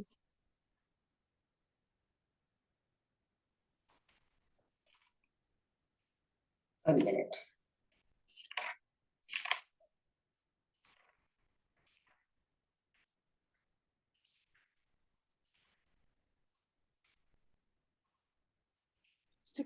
page మీరు అనేది కరెక్ట్. యా మనకి ఎస్. ఇది మీరు చూడండి ఇక్కడ. ఇప్పుడు ఈ రెండవ కారిక ఉంది కదా మీకు. రెండవ కారిక ఇచ్చిన ఏది యోర్థ సౌదే శ్లాఘ్య అది ఇచ్చిన తర్వాత మీరన్న వాచ్య ప్రసిద్ధ అన్న చోట ఈ రెండు ఇచ్చినా కూడా ఆన్సర్ ఒకటే ఉంటుందమ్మా. రెండు కలిపి ఆన్సర్ చెప్పాలి. ఇక్కడ ఏం చెప్తున్నాడు అంటే ఇక్కడ వాచ్య ప్రసిద్ధ యః ప్రకారై ఉపమాదిభిః. ఇక్కడ వాచ్యము ప్రతీయమానాఖ్యం ఇక్కడ మీకు చూడండి ఏమవుతుందంటే మీరు ఒక కన్ఫ్యూజ్ అవుతారు. ఏమని? ఇందులో ఏమీ లేదు కదా అన్నాడు అనమాట. అని ఉపమాదుల ద్వారా అది తెలుస్తోంది కదా అని అన్నాడు. అంటే ఏమిటి? వాచ్యం అంటే ఏమిటి? అర్థం. సో అర్థాలంకారాలు అర్థమవుతోందా మీకు? ఇక్కడ ఏమిటి అర్థం అంటే, ఇక్కడ వాచ్యం ఏదైతే వాచ్య ప్రతీయమానాఖ్యం తస్య భేద ఉభవ స్మృతవు అన్నప్పుడు ఇక్కడ వాచ్యం అనేది ఏదైతే ఉందో అది అలంకారాల ద్వారా సుస్పష్టంగానే ఉంది. ప్రసిద్ధం అంటే ఏంటి? సుస్పష్టంగానే ఉంది. ఇప్పుడు వాచ్యము ప్రతీయమానము అని ఎప్పుడైతే చెప్పామో ఇక్కడ సౌహృదయ శ్లాఘ్యమైనటువంటిది ఏదైతే ఉందో, అంటే ఇప్పుడు అలంకార మూలధ్వని కూడా ఉంటుంది. అలంకార ధ్వని ఉంది, అలంకార మూలధ్వని ఉంది, ఇవన్నీ ఉన్నాయి. కాబట్టి వాచ్య ప్రతీయమానాఖ్యాలని ఏదైతే అన్నారో ఇక్కడ వాచ్యం ఏదైతే ఉందో సహృదయ శ్లాఘ్యమైన అర్థము కావ్యాత్మ రూపంలో ఉంది. దానికి వాచ్యము అనేది ఒకటి, ప్రతీయమానం అనేది ఒకటి, 2 రూపాలు ఉన్నాయి అని అందుకే చెప్పాను. ఈ శ్లోకం ఆ శ్లోకం 2 కలిపి చెప్పాలి. వాచ్యం అనేది ఎక్కడ ఉంటుంది అంటే అర్థము అని అన్నమాట. అంటే అర్థ సహకారిత్వం ఉంటుంది. అది ఎలా ఉంటుంది అంటే వాచ్యం అన్నప్పుడు అద్భుతమైనటువంటి శబ్దార్థ గుంఫనం. అంటే అందుకే ఏమన్నాడు? ఉపమాద్య అలంకారాలు ఏవైతే ఉన్నాయో మీకు అక్కడ అలంకారాలలో ఉన్నటువంటి ప్రతీయమానత్వాన్ని మీకు చూపించాడు. ఏది ఈ అలంకారాలలో మామూలుగా మీకు పర్యాయుక్తి ఇత్యాదులు ఏదైతే అలంకారాలు ఉన్నాయో వాటిలో వ్యంగ్యం ఉంటుంది, కానీ అదే ధ్వని కాదు, అది ధ్వని యొక్క భేదం కావచ్చు అని మీకు చెప్పుకుంటూ వచ్చాడు కదా. సో అలంకారాలలో అంటే మీకు ఉపమా చూపించాడు. మన అదేంటి అక్కడ ఉన్న మొత్తం మీరు శ్లోకాలు తీసుకున్నట్టయితే చాలా ఉంది కదా, విలోల తారకం ఎట్సెట్రా ఉన్నాయి కదమ్మా. సో ఆ విధంగా అలంకారాలలో హలో ఏమో చెప్పబోతున్నారా? హలో సమాసోక్తి అని చెప్తున్నాను మేడం. అలంకారం సమాసోక్తి మామూలుగా ఇప్పుడు ఏదైతే మామూలు అలంకారాలు వాచ్యం అనే దానిలో ఎక్కడైతే ఇక్కడ మీరు ఏం చెప్పారు? కావ్యాత్మ రూపంలో ఉన్నటువంటి ధ్వని అనే దానికి 2 ఉన్నాయి. అంటే వాచ్యము అంటే ఏమిటి? వాచకము ద్వారా వచ్చిన వాచ్యం. ఓకే, అంటే ఏమిటి? మీకు మనకి చాలాసార్లు మనం రిపీట్ చేసి ఏం చెప్పాము? వాచకము వాచ్యము, కానీ వాచ్యంలో కూడా మనోజ్ఞత్వం అని పెట్టుకోవాలి మీరు. అర్థమైందా? వాచ్యం అంటే మామూలుది కాదు కదా. ఇక్కడ మీరు ఆల్వేస్ ఏం చెప్పుకోవాలి? ఒక్కసారి మీరు ఒక రీడింగ్ ఇచ్చేయండి. ఎందుకు అంటే మెయిన్ రీడింగ్ ఇచ్చేయండి. ఏమిటంటే మనకి అక్కడ ఏం చెప్పాడు అంటే మామూలు శబ్దార్థాలు కాదు సుమా, సమర్థవంతమైన శబ్దార్థాలంటూ చెప్తూ వచ్చాడు. కాబట్టి అలంకారాలు ఇప్పుడు ఏం చెప్తున్నాడు? వాచ్య ప్రసిద్ధ ఉపమాదివి అన్నాడు. ఉపమాద్య అలంకారాలు మనం తీసుకున్నప్పుడు ఉపమా అలంకార మూలకమైనటువంటి ధ్వని కూడా ఉంటుంది. అంటే వ్యంగ్యాతిశయం, వ్యంగ్య చమత్కారం ఉన్నప్పుడు ఉపమా ద్వారా కూడా మన కొన్ని చోట్ల ఒక అద్భుతమైన వ్యంగ్యము గమ్యమానం అవుతుంది. అందువల్ల అలాంటిది ఏదైతే సౌహృదయ శ్లాఘ్యమైన దానికి ఉందో ఈ ఉపమాది అలంకారాలలో కూడా ఉంది అని అక్కడ ఆనందవర్ధనాచార్యుడు అలంకార మూలమైన ధ్వనిని దృష్టిలో పెట్టుకుని అది చెప్పాడు. ఇంకా వ్యంజన మూలమైనది ఏదైతే ఉంటుందో అంటే మామూలుగా అంటే ప్రతిదానిలో కూడా మీకు వ్యంగ్యం అనేది రావడానికి వ్యంజకత్వ శక్తి ఉండాల్సిందే, అందులో లేదు.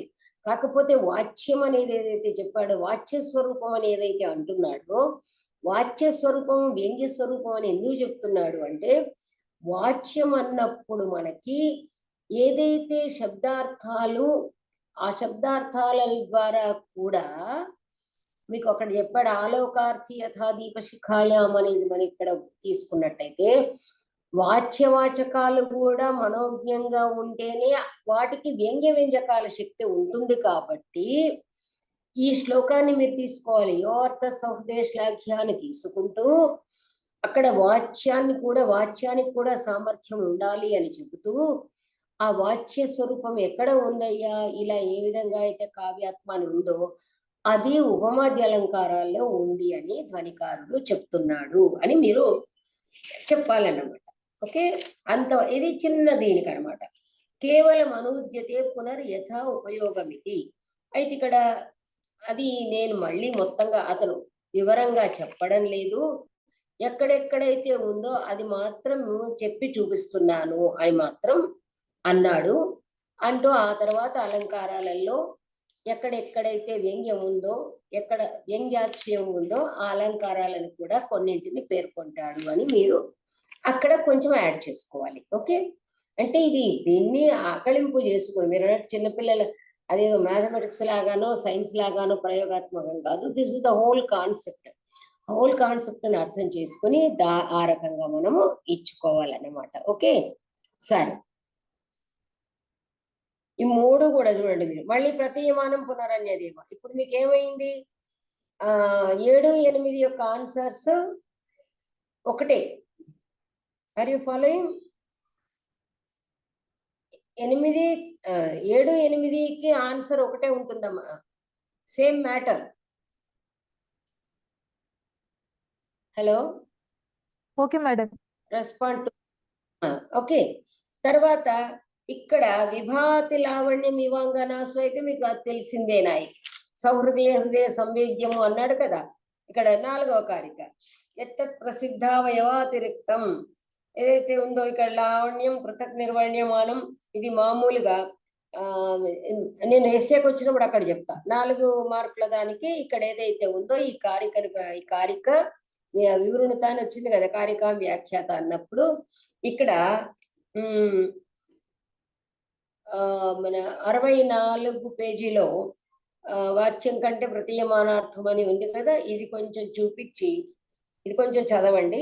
ఆ తర్వాత మీకు సింపుల్ గా అయితే మహాకౌల వాక్కులలో వాచ్యం కంటే భిన్నంగానే 63లో ఉంది. దీని గురించి నేను చెప్పాను, ఒకసారి మీరు దానికి రికార్డింగ్ కూడా వెళ్ళండి అనమాట. ప్రతీయమానం పునరన్యదేవ వస్తువస్తి వాణీషు మహాకవీన. ఏ విధంగా అయితే అదంతా కూడా ఇందులో ఉన్నదేని కదా నేను చెప్పింది. ఏమిటంటే ఏ విధంగా అయితే యువతులలో సౌందర్యం అనేది ఏదైతే ఉంటుందో అది భిన్నంగా, అంటే కంటికి కనిపించే అవయవాల కంటే కూడా భిన్నంగా ఏ విధంగా సముల్లిస్తమవుతుందో, విలసిల్లుతుందో, మీ లాంగ్వేజ్ మంచిగా వాడుకోవాలి మీరు. ఆ విధంగానే ఈ ప్రతీయమానార్థం అనేది ప్రతీయమానం అనేది దీనికి ఎన్నో చెప్పుకోవచ్చు మీరు.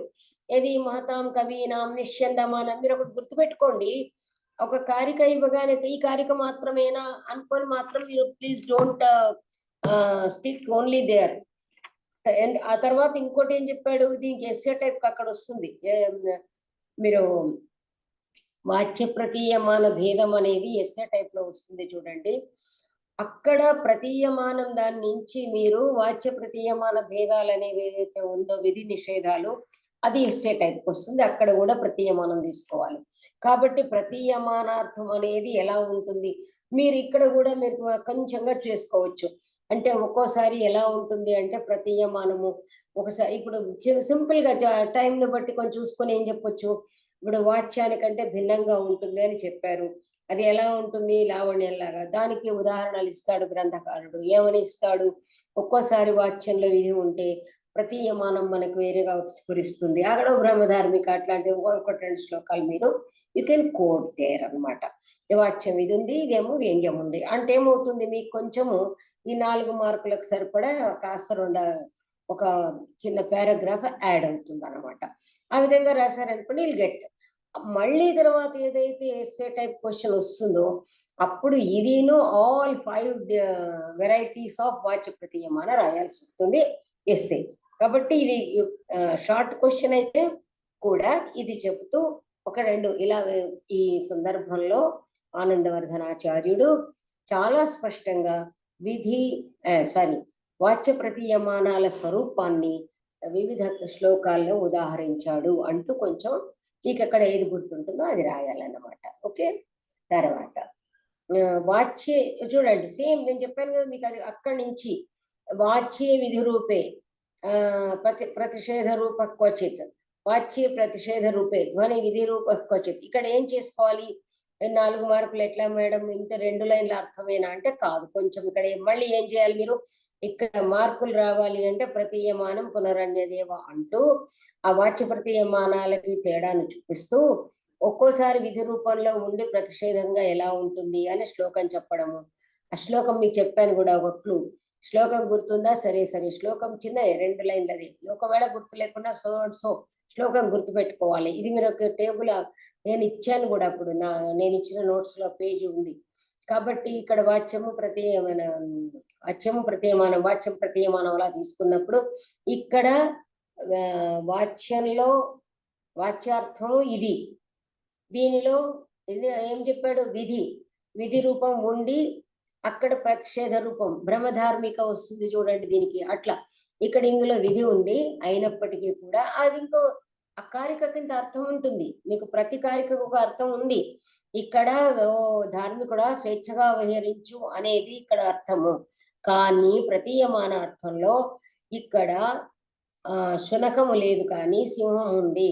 ఆ శునకం సింహం చేత వధించబడింది అని చెప్పడం వల్ల అక్కడ నిజానికి ఒక మామూలుగా శునకం అయితే ఓన్లీ అపవిత్రత్వాన్ని పోగొట్టుకోవడానికి స్నానం చేయొచ్చు, కానీ సింహం అంటే ప్రాణాలు అయిపోతాయి అనే భయం ఒకటి కలిగిస్తుంది. కాబట్టి ధార్మికుడా ఇక్కడికి రావద్దు అనే ప్రతీయమానార్థం వస్తుంది అని కారికకు ఉన్నటువంటి ఒక వాచ్యార్థం చెప్తున్నారు, ప్రతీయమానార్థం చెప్తున్నారు. కాబట్టి మీకు 4 మార్క్స్ కరెక్ట్ గా బ్రహ్మాండంగా సరిపోతుంది అన్నమాట. ఒక కారిక ప్రతీయమానం పునరన్యదేవం మాత్రం హైలీ ఇంపార్టెంట్ కాబట్టి అది దాన్ని మాత్రం మీరు కొంచెం కంఠపాఠం చేసుకోవాలి. ఓకే, 3ంటికి ప్రతి 8, 9, 10, 11 అన్నింటికి ఇప్పుడు ఇదే అన్నమాట. Okay, this is the answer style.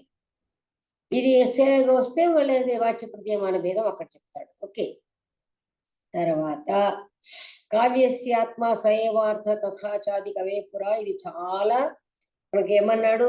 కావ్యాత్మ అదే శోక శ్లోకత్వమాగత క్రౌంచద్వంద్వ వియోగోత్థ అదేదైతే ఉందో అక్కడ ఒక పారాగ్రాఫ్ దానికి సంబంధించినటువంటి అర్థం. అంటే ఇక్కడ మునిలో అది చాలా డిస్కషన్ చేశాము, మనకు ఉంది కూడా.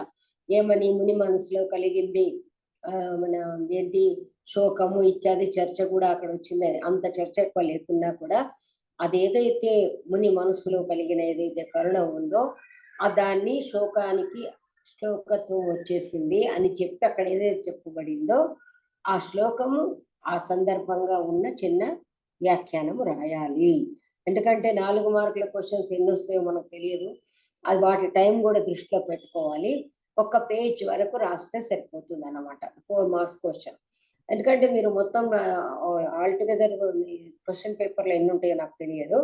ఆ మార్క్స్ ఎలొకేషన్ బట్టి దాన్ని పట్టుకొని కొంచెం చూసి టైం కూడా చూసుకొని సెట్ చేసుకోవాలి.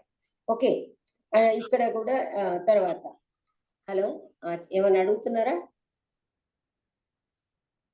లేదు మేడం, లేదు.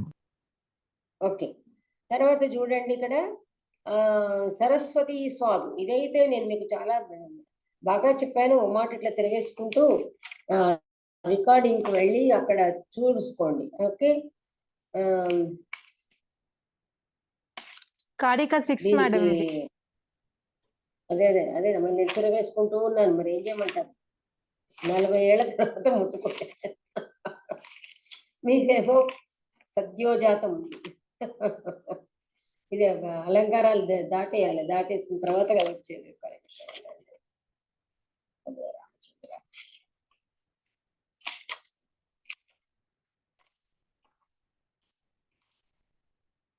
5 కావ్యస్యాత్మ. ఓకే, 122లో కావ్యస్యాత్మ సయేవార్థ తథాచాది కవేపుర అక్కడంతా కూడా వివిధ వాచ్య వాచక రచన ప్రపంచచారుణ దీన్ని చాలా చక్కగా చూసుకుని అక్కడ చదువుకుని అనేక విధాలైన వాచ్యాల యొక్క ఇదంతా ఏదైతే ఉందో ఓ మాట చదువుకుని శోకీకరణ స్థాయి భావం ఇదంతా కూడా మీరు చెప్పాలి. ఓకే, సరే. క్రౌంచద్వంద్వ ఇక్కడ కావాలంటే మీరు మానిషాద ప్రతిష్టాంతం 124లో శ్లోకం కూడా ఉంది.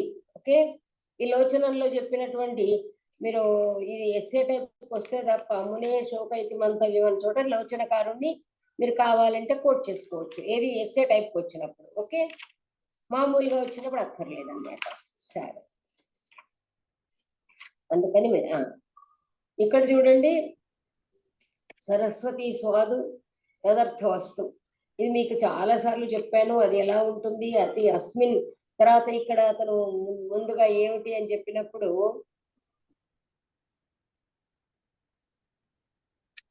ప్రతీయమానార్థం నిష్యందమాన. ఓకే, ఈ భట్టనాయకుడు చెప్పిందంతా మీరు చెప్పక్కర్లేదు. బాలానందిలో ప్రతీయమానార్థం అనేది చెప్పడం ద్వారా చెప్తూ సరస్వతి అనగా వాగ్రూపైన భగవతియే వస్తు శబ్దం చేత అని చెప్తూ ఇక్కడ వాగ్ధేనువు అదంతా అవసరం లేదు. సహృదయుడని లేగదూడ మీద ఉన్న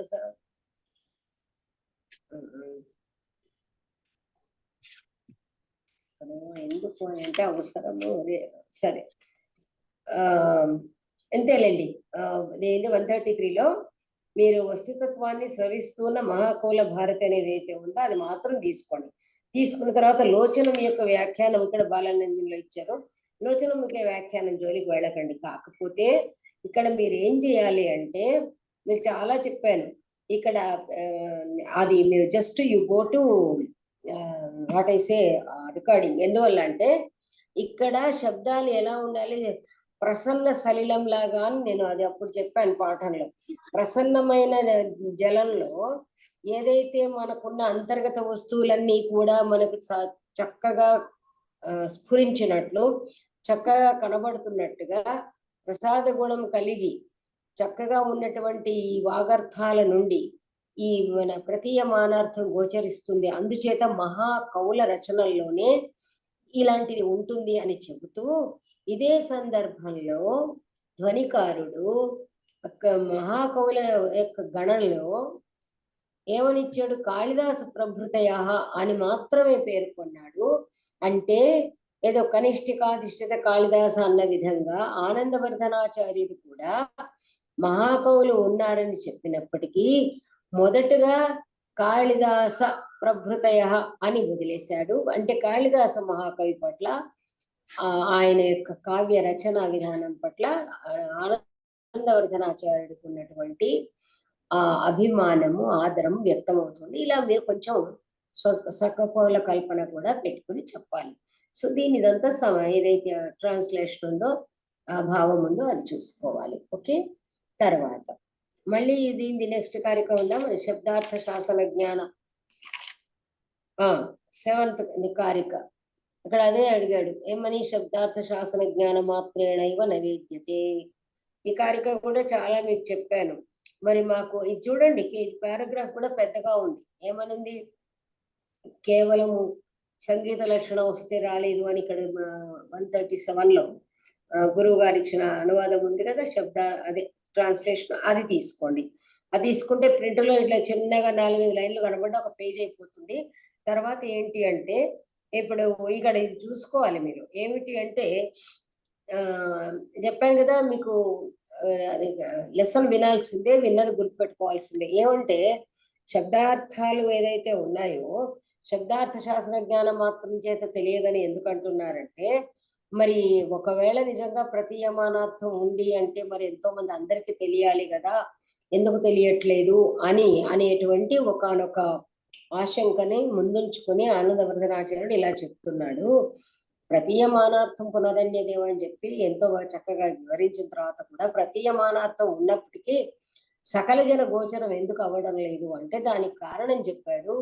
ఎప్పుడైతే వాచ్యార్థ విముఖులకు మాత్రమే, అంటే కేవలం వాచ్యార్థంతోనే సంతృప్తి పడేటువంటి వైయాకరణ అంటే వ్యాకరణాది జ్ఞానం కలిగినప్పటికీ కూడా దాని యొక్క అంతరార్థం పట్ల వైముఖ్యం కలిగిన వాళ్ళకి ప్రతీయమానార్థం గోచరించదు అనే సందర్భంలో, అందువల్ల కావ్యార్థ తత్వం అనేది ఒకటి ఉంటుంది, కావ్యం యొక్క హృదయం అనేది ఒకటి ఉంటుంది. అది కేవలం సహృదయ సంవేద్యము, అలాంటి వాళ్ళకు మాత్రమే ప్రతీయమానార్థం గోచరం అవుతుంది. కానీ అందరికీ కేవలం శాస్త్రజ్ఞానము పాండిత్యం ఉన్నంత మాత్రాన కాదు అని కొంచెము. ఇది మామూలుగా ఏం చేయాలి మీరు, ఏ కారికకైనా దేనికైనా చేయాల్సిన పని ఏంటంటే, ఫస్ట్ ఏమో దాని యొక్క అర్థాన్ని ఏదైతే టెక్స్ట్ లో చదువుకుంటారో అది చెప్పాలి. చెప్పిన తర్వాత దాన్ని మీ మాటల్లో వివరించాలి. అప్పుడు మీరు 4 మార్క్స్ కంప్లీట్ అయ్యే మ్యాటర్ మీకు వస్తుంది. అది ఉన్నది ఉన్నట్టుగా చెప్పేసేసి చేతులు దులిపేసుకుని డన్ మై జాబ్ అని అనుకోకూడదు. అది చెప్తూ, అది చెప్పిన తర్వాత ఇక్కడ ఈ సందర్భంలో ఆనందవర్ధనాచార్యుడు ఈ విషయాన్ని చాలా చక్కగా విశదీకరిస్తున్నాడు. తన వృత్తిలోనే చాలా చక్కగా వివరించాడు. ఎలాగైతే అని మీరు మళ్ళీ దాన్ని మీరు ఎందుకంటే ఎవరు అర్థం చేసుకున్నారు కదా మీరు. అందువల్ల ఆ ఉన్నదాన్ని మళ్ళీ ఒక్కసారి మీ మాటల్లో వివరించాలి. అది ఏమిటి చెప్పింది? అనువాదం అనేది ఎవరి మాట? ప్రతి చోట, ప్రతి శ్లోకానికి ఇంతదాకా మనం డిస్కస్ చేసిన అన్ని చోట్ల ఏదైతే శ్లోకము, శ్లోకార్థము, కారికార్థం ఉందో అది ఆనందవర్ధనాచార్యుడి మతం. ఆనందవర్ధనాచార్యుడి వచనాలు యాజ్ ఇట్ ఈస్ హైకోర్ట్ అనకుండా చెప్పిన తర్వాత ఇక్కడ ఈ సందర్భంలో, ఈ ఘట్టంలో, ఈ కారికలో ఈ విషయం ఉంది, ఈ విషయ ప్రస్తావనలో ఈ విధంగా ఆనందవర్ధనాచార్యుడు వివరించాడు అని మళ్ళీ మీరు వాట్ ఎవర్ యు అండర్స్టూడ్ అది కింద రాయాలి. అప్పుడు ఏమవుతుంది? 4 మార్క్స్ సరిపడా రావడమే కాకుండా మీరు అది అర్థం బట్టి కొట్టడము అని కాకుండా దాన్ని మీరు ఆకళింపు చేసుకున్నారు అనేటువంటి ఆలోచన ఎగ్జామినర్కి వస్తుంది. లేదంటే ముక్కను పట్టుకుని కారికార్థం, కారికార్థం చెప్తూ కారికార్థం తర్వాత సందర్భము, ససందర్భం, వ్యాఖ్యాత టైప్లో అనుకోండి. తర్వాత మీరు దానిలో గ్రహించింది ఏదైతే ఉంటుందో అది మీ భాషలో మీ శైలితో మీరు దాన్ని వ్యక్తీకరించాలి. ఓకే, సరే. తర్వాత వేద్యతే సతు కావ్యార్థత్వంగా చూడండి ఇక్కడ సరస్వతి స్వాద్ 13, 14, 15, 16 అన్నిటికీ సేమ్ నోట్స్ ఉంటుంది. 17 కూడా అంతే. ఎందుకు తెలుసా? ఏతత ప్రత్యభిజ్ఞేయం అన్న చోట ఏం చెప్తాడు? సో అర్థ తద్వ్యక్తి సామర్థ్యయోగి శబ్ద కశ్చన అని అన్నాడు. అన్న తర్వాత మామూలు శబ్దాలు కాదండి అని మళ్ళీ మీరు దానికి ఆ శ్లోకార్థంతో పాటుగా మీరు దాన్ని వ్యాఖ్యానించాలి. ప్రతి శబ్దానికి కూడా ఆ శక్తి ఉండదు. You have heard the classes very carefully. కాబట్టి ప్రతి శబ్దానికి అది ఉండదు, దానికై ఒక విశిష్టత్వం ఉంటుంది అని చెప్పి మామూలుగా మనకు ఎక్కడైతే చూపించారు. నిజానికి ఆనందవర్ధనాచార్యుడి రచనలోనే మనకు ఆ శక్తి కనబడుతుంది. ప్రతి చోట కూడా అద్భుతమైన ఒక వ్యంజక శక్తి ఉంటుంది అంటూ మీరు మామూలుగా వ్యంగ్యానికి ఏదైతే ఉదాహరణలు చూపించారో అలాంటి శబ్దాలే వాడతారు అని మీరు అది తీసుకోవాలి. తర్వాత ఆలోకార్థి ఏదైతే ఉందో ఆలోకార్థి యథా దీపశిఖాయాం అనేది ఉంది మీకు. అంటే ఇక్కడ అక్కడ 2-3 కారికలు ఉంటాయి. మీరు పేజ్ నెంబర్స్ 9 ఒకటి ఉంది కదండి, 9 ఏది అడిగినా కూడా ఆలోకార్థి అన్నప్పుడు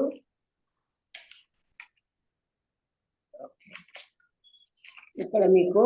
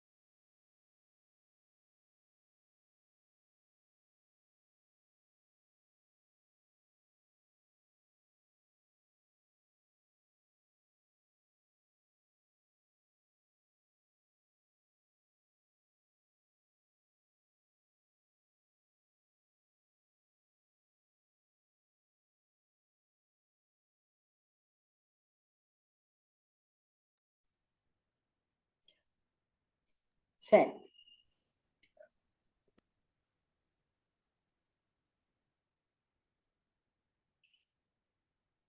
సో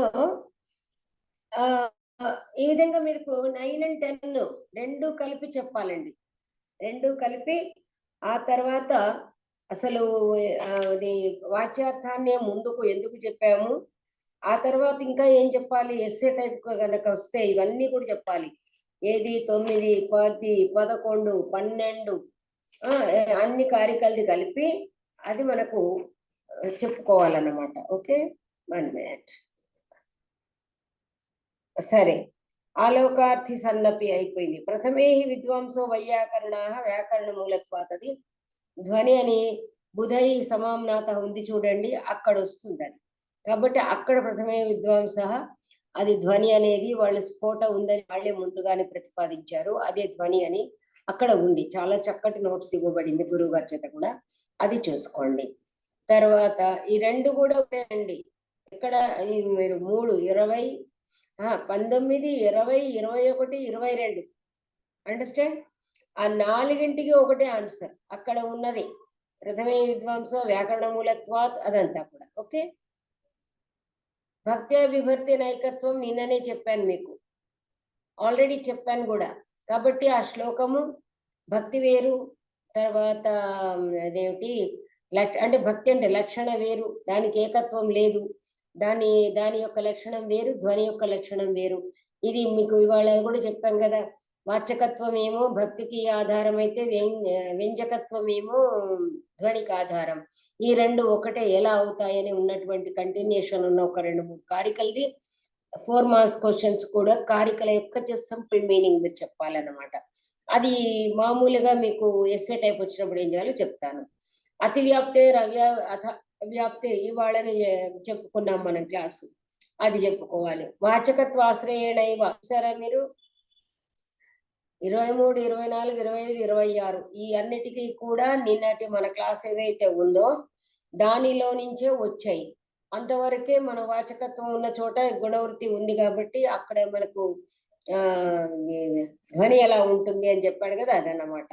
వ్యంజకత్వైక మూలస్య అంటే వీళ్ళు ఏం చేశారు, మీకు ఒక్కొక్కసారి ఒకటని మీరు చూసుకున్నారు కదా, ఒకసారి ఒక లైన్ ఇస్తారు, ఒకసారి ఒక లైన్ ఇస్తారు. మీరు ఒక్కసారి పరిశీలించుకున్నట్టయితే అది కూడా మళ్ళీ కస్య ధ్వని భేదస్య స్యాదు ఉపలక్షణం ఇవాళని మనం చెప్పుకున్నాం. కాబట్టి ఈ విధంగా ఏమవుతుంది మనకి అంటే ఒకసారి అలా ఆ శ్లోకంలోని ఇప్పుడు ప్రాబ్లం మీ ప్రాబ్లం మీరు చూసుకుంటున్నారు కానీ మీకు తెలియని ప్రాబ్లం ఎగ్జామినర్స్ కున్న ప్రాబ్లం అదే సేమ్ ఉంటుంది. దాన్ని సెట్ చేయాలంటారు. సెట్ చేసినప్పుడు కూడా 2 sets కావాలంటారు. 2 sets చేయమంటూ ఇద్దరికి ఇస్తారు. మళ్ళా అది కూడా ఇద్దరు ఎగ్జామినర్ సెట్ చేయాలి. అలాంటప్పుడు ఏమవుతుంది, మళ్ళీ అది రిపీట్ కావద్దు. ఏదైతే మనకు అక్కడ ఉంటుందో అది రిపీట్ కాకూడదు. రిపీట్ కాకూడదు అన్నప్పుడు ప్రాబ్లం ఏమవుతుంది, ఆ క్వశ్చన్ పేపర్స్ పెట్టుకుని అది ఏమాత్రం వచ్చినా కూడా అది క్యాన్సిల్ అయిపోతుంది. కాబట్టి అందులో ఉన్నదాన్ని ట్విస్ట్ చేస్తూ ఇక్కడిది ఈ లైన్ అక్కడిది ఆ లైన్ అలా చేయాల్సి వస్తుంది, పర్మిటేషన్ కాంబినేషన్. కాబట్టి మీకు ఎంత చూసినా ఒకటి మీరు అర్థం చేసుకోవాల్సింది ఏమిటంటే ఎన్ని క్వశ్చన్స్ తిరగేసి మరగేసి ఇచ్చినా ప్రథమోద్యోతంలో నుంచే వస్తాయి, అంతకు మించి రాదు. మీరు చదివిన దానిలో నుంచే వస్తాయి. మీకు అసలు ఈ డౌట్ రావడమే అనవసరం, కానీ చదివిన దానిలో నుంచే వస్తాయి. ఎటు వచ్చేయమంటే 4 మార్కులకి కారిక సందర్భంలో కొంచెం రాయాలి. ఎస్ఏ టైప్ వచ్చినప్పుడు కారికకు ముందు వెనక ఉన్నదాన్ని కూడా యాడ్ చేసి డిస్కషన్ అంతా చేసి రాయాలన్నమాట.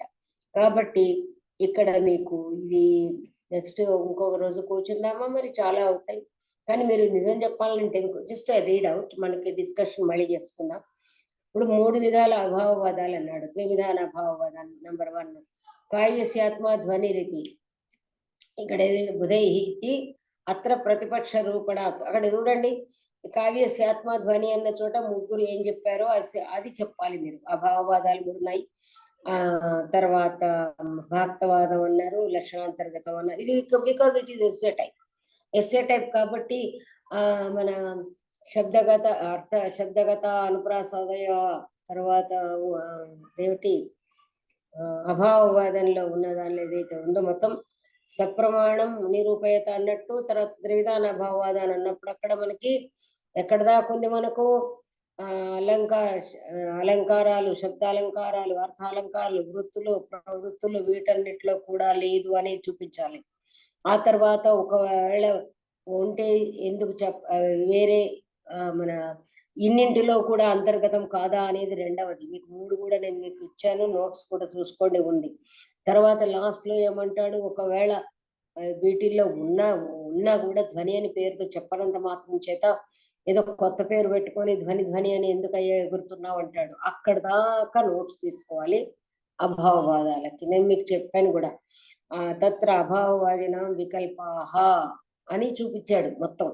కాబట్టి మీకు అద్భుతంగా 2-3 పేజీల నోట్స్ అభావవాదాలు వస్తుంది. అభావవాదాలు పెద్దదన్నమాట, అది మేము చదువుకున్నప్పటి నుంచి. కావ్యస్య ఆత్మధ్వనిది బుధై, ఇది కూడా ప్రతిపక్ష రూపణం అని ఇచ్చారు, ప్రతిపక్ష నిరూపణం. కావ్యస్య అది కూడా మళ్ళీ ఇక్కడ ఏంటి 3 మతాలను పేర్కోవాలి. అది మంచి చాలా అద్భుతంగా చెప్పాడు. ఏమని, ఇప్పుడు అక్కడ కావ్యస్య ఆత్మధ్వని రీతి అన్న చోట ఆ శ్లోక మొత్తం కారికను వివరించి అభావవాదులు ఇలా అన్నారు. తర్వాత భాక్తవాదులు భక్తి లక్షణ కదా, దానిలోనే ఇది అంతర్గతం అవుతుంది అన్నారు. అది కాదని నిరూపించాడు. ఇంకోళ్ళు అనిర్వచనీయ తత్వం, ఎక్కడైతే భాక్తవాదము భక్తి లక్షణ అనేది అన్నారో అదొక కారిక తీసుకోవాలి. అనిర్వచనీయం ఏదైతే ఇంతకు ముందు మనం పైన చెప్పుకున్నాం చూడండి, శాలీన బుద్ధయ, అది తీసుకుని ఆ సుకుమార బుద్ధులు ఇలా అన్నారు. ఇదంతా తీసుకుంటే మీకు అభావవాదిన మతం సప్రమాణం మీకు కరెక్ట్ గా వస్తుంది అన్నమాట. ఓకే, ఇంకా యోర్థ స్వర్దేశ్లాఘ్య అన్నప్పుడు మీకు వరుసగా నేను చెప్పాను ఆ 3-4 ప్రతీయమానం ఎట్సెట్రా అదంతా వాచ్య ప్రతీయమానాఖ్యం, వాచ్యం అనేది ఎలా ఉంది, ప్రతీయమానం ఎలా ఉంది అనేది మీరు దాన్ని చక్కగా ఎస్సే టైప్ లో వాచ్య ప్రతీయమానాఖ్యం అన్నప్పుడు ఇది మీకు ఇందాక అన్నాను. దీనికి మీరు పెద్ద క్వశ్చన్ కి వాచ్య ప్రతీయమానాలు ఏదైతే విధి ప్రతిషేధ అనుభయ రూప ఎట్సెట్రా అన్ని కూడా శ్లోకం మినిమం కోట్ చేస్తూ వాటి యొక్క అర్థాలు చెబుతూ టేబుల్ వేసుకుని ఇక్కడ విధి, ఇక్కడ ప్రతిషేధము, ఇక్కడ విధి, ఇక్కడ ఉభయ రూపము, ఇక్కడ కాదు, ఇట్లా అనేదైతే ఉందో అదంతా మీరు, అది పెద్ద క్వశ్చన్, చాలా మొత్తం కంప్లీట్ గా తీసుకోవాలి. ఓకే, దానికే నేను టేబుల్ ఇచ్చాను అన్నాను. మరి ఇంకొక రోజు కూర్చుందామా, ఎప్పుడో తెలియండి, మీరు చెప్పండి, బికాజ్ టైం పడుతుంది కదా, ఇంకొక క్లాస్ అవసరం అవుతుంది. హలో, రేపు ఓకేనా మేడం? రేపు ఏంటి శనివారం కదా, ఓకే. హలో, వేరే క్లాసెస్ ఏమన్నా ఉన్నాయో చూసుకోండి, అది మీది. హలో మేడం, మీరు డిసైడ్ చేసుకోండి. రేపు కంటిన్యూ చేద్దాం. ఓకే, మీరందరూ డిసైడ్. హలో మేడం, ఇంకో క్లాస్ చెప్పారు, సుధా మేడం గారు ఇంకొక అదే టైంలో చెప్తారు. లేదా ఆమె తర్వాత చెప్పమందాం, తర్వాత తీసుకుందాం. అది లింగ్విస్టిక్స్ తర్వాత వెళ్దాం. మేడం గారిది కంప్లీట్ చేసుకుందాం. రేపు మేడం మీరే తీసుకోండి మేడం. ఓకే, అవును, ఓపెన్ అయిపోతుంది అంతే. అంటే మీకు ఇక్కడికి అయిపోతుంది కంప్లీట్ గా మన ధ్వన్యాలోకం ఓవర్. అయితే ఇప్పుడు క్లారిటీ వచ్చిందా మీకు? చాలా చాలా చాలా క్లియర్ గా వచ్చింది మేడం. మేడం, నాకు చిన్న డౌట్. చెప్పండి. ఇప్పుడు ఇది 2 క్వశ్చన్స్ లో డిఫరెన్స్ ఏమైనా రాయాలా? ఇది కావ్యస్యాత్మ ధ్వని బుధై చిత్ర ప్రతిపక్ష రూపాణం అని ఒకటి, కింద సప్రమాణం అంటే డైరెక్ట్ గానే కనిపిస్తుంది. ప్రతిపక్ష రూపాణం అంటే అర్థం ఏంటి? అదేనమ్మా, ఈ అభావవాదాలు ఇవన్నీ ప్రతిపక్షాలు. ఓకే, అవే ప్రతిపక్షాలు. అది ప్రతిపక్షాలు. ఓకే, నాకు అసలు అంటే అదేమన్నా రివర్స్ గా మనం ఖండన చేయాల్సింది రాయాలా అని డౌట్ వచ్చింది అంతే. ఇప్పుడు మీకు ఒకటే గుర్తుపెట్టుకోండి, ఇప్పుడు సేమ్ శ్లోకము సగం ఇక్కడ సగం అక్కడ సగం ఇస్తూ ఉంటారు, ఏది పేపర్ లో. ఓకే, ఒకటి గుర్తుపెట్టుకోవాల్సింది ఏంటంటే పేపర్ లో మాత్రము సేమ్ క్వశ్చన్ సేమ్ శ్లోక ఇక్కడ అక్కడ ఇవ్వరు, అండర్స్టాండ్? అది డివైడ్ చేసి ఇస్తారు మీకు. 4 మార్కుల క్వశ్చన్ లో ఇచ్చిందే బై మిస్టేక్ తీస్తే చెప్పలేం కానీ, ఎందుకంటే ఇన్ని కారికలు ఉన్నాయి కాబట్టి. ఎన్ని ఉంటాయి మీకు క్వశ్చన్స్? 4 మార్క్స్ క్వశ్చన్స్ ఎన్ని ఉంటాయి మీకు ఐడియా ఉందా? 5 మేడం. 8 ఇస్తారండి, 5 రాయాలి. అదే మీరు మరి 8 ఇస్తారు అంటే బానే ఉంది. కింద కూడా 8 ఉంటాయా? 12 మార్కులకు కూడా అలంకార ఆల్టర్నేటివ్ ఇస్తారు. ఒకటిలేండి, అఫ్ కోర్స్ మీరు హలో 1 మినిట్. అలంకార సర్వస్వం ఇది కాంబినేషన్ ఉంటుందండి. అవును కాబట్టి మేడం. కాబట్టి మీకు 8 4 ఉంటాయని అర్థం దీనికి. ఓకే, అవును మేడం. అది that be clear with this text. కాబట్టి అక్కడ ఏమవుతుందంటే మీరు ఆ పైన ఇచ్చిందే కింద ఇవ్వడానికి అవసరం లేదు, ఆస్కారం అక్కర్లేదు. కాబట్టి పైన ఏదైతే ఇస్తారో చెప్పినట్టుగా షార్ట్ గా తీసుకుని రాయాలి. కింద ఇచ్చినప్పుడు మాత్రం మీకు ముందే చెప్తున్నాను, దానికంటే ముందుది వెనకది కంటిన్యూషన్ మీకు, ఎందుకంటే ద హోల్ డిస్కషన్ అనేది దృష్టిలో పెట్టుకుని ఇప్పుడు మామూలుగా మీకు వాచ్యము ఏదైతే వాచ్యార్థాన్ని గురించి 2-3 శ్లోకాలు ఉన్నాయి. వాచ్యార్థం ఎందుకు ముందు చెప్పబడింది, వ్యంగ్యార్థం ఎందుకు చెప్పబడలేదు అనే దానిలో 3 శ్లోకాలు వరుసగా వస్తాయి. అది ఎస్సే టైప్ కి. ఓన్లీ షార్ట్ అనుకోండి, ఆ వాచ్యార్థాన్ని గురించి ఇలా చెప్పారు అని ఆ కారిక అంతవరకు, దానికంటే ముందేం వచ్చింది, ఇతని ఉద్దేశం ఏమిటి. కాబట్టి ఆ ప్రతిపక్షం అన్నప్పుడు కూడా ఎస్సే టైప్ లో డీటెయిల్స్, షార్ట్ గా ఉన్నప్పుడు 3 కావ్యస్య ఆత్మధ్వని రీతి అనే శ్లోకం తీసుకోవడం చెప్పడం, ఈ విధంగా అన్నమాట. కేవలం అభావవాదం ఫోకస్ చేస్తే అది ఎస్సే టైప్ ఇస్తాడు, మొత్తం అభావవాదాలు. కాబట్టి అలా మీరు చూసుకున్నారంటే అసలు నిజం చెప్పాలంటే మొత్తం one thing I tell you, మీరు డబల్ చదవట్లేదు, మీరు ప్రశ్న పత్రం ముందు పెట్టుకొని కన్ఫ్యూజ్ అవుతున్నారు కానీ మీరు డబల్ చదవట్లేదు. అంటే మీ 4 మార్క్స్ క్వశ్చన్ సిలబస్ వేరు, 12 మార్క్స్ క్వశ్చన్ సిలబస్ వేరు కాదు. భక్తమాహుస్తమని అని భక్తి అంతర్గతం అయిపోయింది. అసలు అది ఇది కలిపి ఒకటే మ్యాటర్. మీరు what you are going to study is same. మీరు సరుకులన్నీ తెచ్చుకున్న ఏ రోజు సరుకు ఆ రోజు ఎట్లా వాడుకుంటారో 4 మార్కుల క్వశ్చన్ అంతే. అండ్ ఎస్ఏ మార్కు 10 మంది వస్తే భోజనం పెట్టేటప్పుడు ఎలా వాడతారో అది అన్నమాట. అంతకు మించి మీరు ఇక్కడ ఫస్ట్ మన డ్రైవ్ అవే ద ఫీలింగ్, ముందుగా మీకు ఏదైతే ఉందో ఇది వేరు ఇది వేరు, అది చాలా తప్పు. A to Z ఒక్కొక్కటి జస్ట్ సింప్లీ ఒక రీడింగ్ ఇవ్వండి, సింపుల్ రీడింగ్ ఇవ్వండి. మీరు అసలు చాలా మంది క్వశ్చన్ పేపర్లు పట్టుకొని అసలు తన్నులాడతారు, అవసరమే లేదు. క్వశ్చన్ పేపర్స్ అసలు పట్టుకోవద్దు, because you can make questions, you can make answers. కాబట్టి ఏ సబ్జెక్టులో కూడా నేను మీకు ఒకటే విషయం చెప్తున్నాను, చదివిన దానిలో నుంచి ఇస్తారు, ప్రిస్క్రైబ్డ్ సిలబస్ లో నుంచి ఇస్తారు. మీరు ఒక అలంకార సర్వస్వం కానీ లింగ్విస్టిక్స్ కానీ ఇక్కడ ఎలా చెప్తానంటే నేను నిజంగా చెప్తున్నాను, ఏముంది లింగ్విస్టిక్స్ బుర్ర బద్దలు కొట్టుకుంటున్నారు. అక్కడ ఉన్నది అగ్రీమ్స్ లా వర్నర్స్ లా ఏదో 2 ఉంటాయి. ఇండో యూరోపియన్ ఫ్యామిలీ అంటాడు, ఇండో ఇరేనియన్ ఫ్యామిలీ అంటాడు, ఆది ధ్వని సిద్ధాంతం అంటాడు, ఇంకా కొన్ని చిన్న చిన్న షార్ట్ క్వశ్చన్స్. అది చూసుకొని ఆ సిలబస్ చదువుకున్న తర్వాత మళ్ళీ మీరు కన్ఫ్యూజ్, మళ్ళీ రివిజన్ వల్ల నేను ఒరుగుతుందని నేను అనుకోవట్లేదు. అసలు నిజం చెప్పాలంటే ద హోల్ థింగ్ మళ్ళీ rereading is strenuous to you. కాబట్టి ఏంటంటే మీరు ఏదైతే మ్యాటర్ ఉందో దాన్ని వర్గీకరణ, అది ఎనీ సబ్జెక్ట్, టేక్ నిరుక్త, take philology, take literature, take anything. ఒకసారి ఏదో మీకు అర్థం కావకపోవచ్చేమో సంస్కృతంలో ఉంటే అని చెప్పబడింది కానీ ఈవెన్ అలంకార సరస్సు అసలు మీరు ఏమి చేయొద్దు, శుభ్రంగా ఏమున్నాయి అలంకారాలు. ఒక మేజర్ ఎప్పుడైనా కూడా 3/4 తీసుకోవాలి, 1/4 చాయిస్ లో వదిలేసుకుంటాం అనుకోవాలి.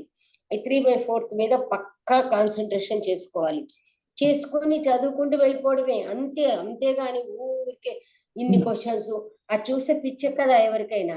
ఆ 4ంటికి ఒకటే ఆన్సర్. నాకు కూడా అలాగే అనిపిస్తుంది, కరెక్ట్ చెప్పింది ఆవిడ. ఒకటే ఆన్సర్. మరి ఏం చేస్తారు, మీరు ఏం చేస్తారు ఆన్సర్ ఉంది? ఏం లేదు, అన్ని శ్లోకాలు ఇందాక సాహితీ గారు చెప్పినట్టు ఒకటి ఆమెనే చెప్తుంది కారిక నంబర్స్.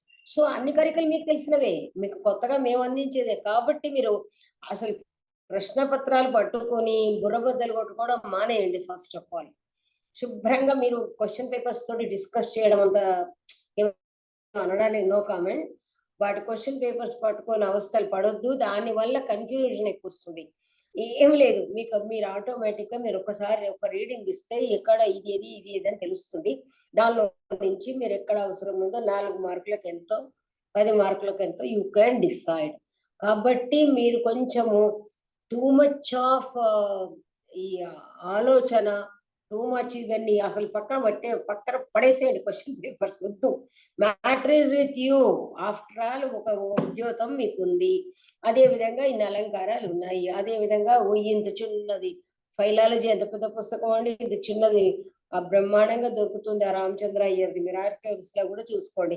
ఇండో యూరోపియన్ ఫ్యామిలీ అంటాడు, అదొకటి అంటాడు, ధ్వని థియరీ అంటాడు, మరొకటి అంటాడు, యథార్థ పరిణామం అంటాడు. ఓ 4 ఉదాహరణలు గుర్తుపెట్టుకున్నారంటే షార్ట్ క్వశ్చన్స్ వస్తాయి, లాంగ్ క్వశ్చన్. ఇంత టెన్షన్స్ అవసరమా మీకు? ఏమక్కర్లేదు. రేపు ఓకే నేను తీసుకుంటాను క్లాస్, దానికి అనట్లేదు, కానీ మీరు అనవసరంగా మీరు దాన్ని విశ్వరూపం చూస్తున్నారు. అవసరం లేదు, విశ్వరూపం ఏం లేదు, మనకు కనబడే కృష్ణ రూపమే. ఓకేనండి, ఇప్పటికైనా క్లారిటీ ఓకే వచ్చిందా? మేడం, ధన్యవాదాలు. మహోదయ అంతే అంతే, వెరీ సింపుల్. మహోదయ ఒక చిన్న క్వశ్చన్. చెప్పండి మొదటి కారికలో కావ్యస్యాత్మ దాంట్లో చెప్పండి. దాంట్లో 5 చోట్ల ఒక చోట ఆహుహు అంటాడు, ఒక చోట జగతుహు అంటాడు, ఒక చోట ఊచుహు అంటాడు, ఇంకో చోట బ్రహ్మ అంటాడు. ఇవన్నీ పర్యాయపదాలే కదా? అన్ని కూడా లిట్. నేను అప్పుడే ఆచక్షీరన్ అంటాడు, కేశద ఆచక్షీరన్. ఆయన వొకాబులరీ రిచ్ వొకాబులరీ. అన్నిటికీ కూడా అన్నారు అంటే ఒక అన్నారు అనే దానికి ఎన్ని రకాలు ఉన్నాయో అన్ని పదాలు మీకు ప్రొవైడ్ చేసేసాడు. జగతుహు అంటాడు, కేచిద్ వాచాం వాచాం అంటాడు, అంటాడు, ఊచుహు ఊచుహు అంటాడు. ఇంకో చోట బ్రూమహ అంటాడు. అదే అయ్యా, వయం బ్రూమహ. బ్రూమహ మేము చెప్తాం అనేది, అది రాయలు వెయ్యి అంటారు సంస్కృతంలో. వయం బ్రూమహ అంటారు, మేము చెప్తాం అంటారు. నేను చెప్తాను అన్నాడు, అహం వదామి అన్నారు. వయం బ్రూమహ అంటే మామూలుగా అంటే మేము, మా మతం. ఆ తర్వాత నేను మీకు చెప్పాను కదా, వ్యాకరణము ఎస్ఎస్ వీటికి కూడా ఇలాంటి వర్డ్స్ వెతుక్కోవాలి అంతే. కాళిదాస ఆహా, ఈ విధంగా వాల్మీకి నా ఉక్తం. మీకు చెప్పాను కదా, ఏదైనా కూడా లింగ భేదాలు ఏదంటే ఉక్తం ప్రతిపాదితం, ఇదం ప్రతిపాదితం అని కొట్టి పారేయాలి అంతే, వెరీ సింపుల్. ఇదం లిఖితం, అది లేదు కావ్యం, ఇవన్నీ కాదు. మామూలుగా ఎక్కడైతే మీకు మన నపుంసకాలు వాడేస్తారో అక్కడ గొడవనే ఉండదన్నమాట. మీరు అనుకున్నంత కష్టమైంది కాదండి దిస్ సంస్కృతం సబ్జెక్టు. ఇప్పుడు మీకున్న 4 పేపర్లు కూడా మీరు అనవసరంగా చాలా ఊహించుకుంటున్నారు. మీరు ఊహించుకున్నట్టు అంటే ఎందుకంటే మీరు మేడం మీరు చదివారు కాబట్టి అదేం కాదు. నేను కూడా మీలాగా స్టూడెంట్ లాగా చదివా. మాకు పుస్తకాలు లేవు, మాకు టీచింగ్లో అసలు రెగ్యులర్ టీచింగ్ గతి లేదు. వాళ్ళలో సగం రామచంద్ర గారు ఒక్కరే చెప్పేది, మిగతా వాళ్ళు చెప్పిందే లేదు. చెప్పినా ఎంతవరకు అర్థమైందో వాళ్ళకి తెలియాలి. కాబట్టి మేము మీలాగా తెలుగు పుస్తకాలు లేవు, ఏదో హిందీలోనో ఇంగ్లీష్లోనో పట్టుకుని వేలాడాం మేము ఇవన్నీ. అంటే మేము పాస్ అయినా అంటే ఏదో పెద్ద మహా ఇంటెలిజెన్స్ అనుకోకండి, నాకంటే మీరే ఇంటెలిజెన్స్. కాబట్టి ఏంటంటే ఫస్ట్ ఆఫ్ ఆల్ ఏంటంటే ఈ అవగాహన, నేను చెప్పేది ఏంటంటే అవగాహన అనేది జనరల్ గా మీకుండే ఉంటుంది. ఇప్పుడు నాకు స్కూల్లో ఉన్నప్పటి నుంచి మాకు టీచర్స్ నోట్స్ ఇచ్చేవాళ్ళు కాదు కాబట్టి మేమే ప్రిపేర్ చేసుకునేవాళ్ళం. That was our education system. కాబట్టి ఏమైపోయింది, నాకు చిన్నప్పటి నుంచి ఉన్నది ఒకటే అలవాటు ఏంటంటే మొత్తం చదివేయడం, ఎక్కడి నుంచి వచ్చినా పాస్ అవుతాం. This is actually the way of study. ఇది ఇంపార్టెంట్ అనేది ఉంటుంది ఎట్లాగో అంతవరకే. అది కూడా మనం ఆటోమేటిక్ డిస్కషన్ లోనే తెలిసిపోతుంది. కానీ ఇది పేపరు, ఇది సాల్వ్ చేయాలి, అది అసలు అవసరమే లేదు. అది దేనికి అవసరమయ్యా అంటే సైన్స్ వాటిల్లో అప్డేట్ ఉంటుంది, లిటరేచర్లో ఉండదు. ఏడు మ్యాథమెటిక్స్ ఉందనుకోండి, రకరకాల డెవలప్మెంట్స్ ఉంటాయి. సైన్స్ ఉందనుకోండి, ఇప్పుడు అది ఏం లేదు మనకి. కాబట్టి మీరు చాలా కూల్ డౌన్, అసలు ఏం అక్కర్లేదు, చాలా ప్రశాంతంగా గుండెల మీద చెయ్యేసుకుని ఉన్న మ్యాటర్ తర్వాత ఇంకొకటి వన్ మోర్ థింగ్, మీరు ఏమన్నా అనుకోండి, మీరు మంచి కోరి చెప్తున్నాను, టూ మెనీ నోట్స్ మీరు ఫాలో అవుతున్నారు. I'm seeing, I'm observing. వద్దు వద్దు వద్దు. ఎందుకంటే మీరు ఇక్కడ క్లాస్ అటెండ్ అవుతారు, ఇంకో దగ్గర క్లాస్ అటెండ్ అవుతారు, వాళ్ళ నోట్స్ తీసుకుంటారు, వీళ్ళ వద్దు. ఎందుకు మిమ్మల్ని మీరు అసలు సగం జుట్టు ఊడిపోయేంత శ్రమ పడుతున్నారు? That is not correct.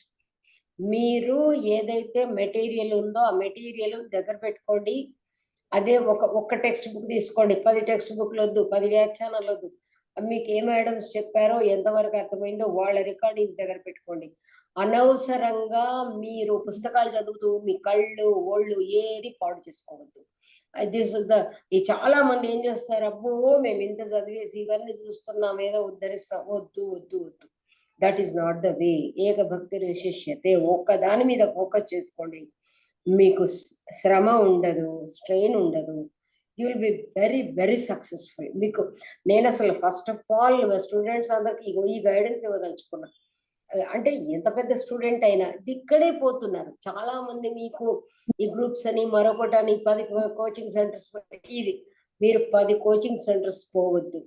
పోతే అది మీ ఇష్టం లేదు, నేను మీకే వదిలేస్తాను. కానీ సాధారణంగా ఒక పుస్తకం, ఒక వ్యాఖ్యానం ఒకటి పట్టుకోవాలి, చదువుకోవాలి, ప్రశాంతంగా ఉండాలి. Don't get confused. కావాలని స్వయంకృతంగా కన్ఫ్యూజ్ కాకండి. Okay, this is my warm advise అన్నమాట. ఓకే, ధన్యవాదాలు. సరేనండి, చాలాసేపు టైం తీసుకున్నాను. Okay, thank you madam. Thank you madam. ధన్యవాదాలు. ఏమైనా అనుకోండి. Thank you madam. ధన్యవాదాలు మహోదయ్. అదే. ఓకే, సరే.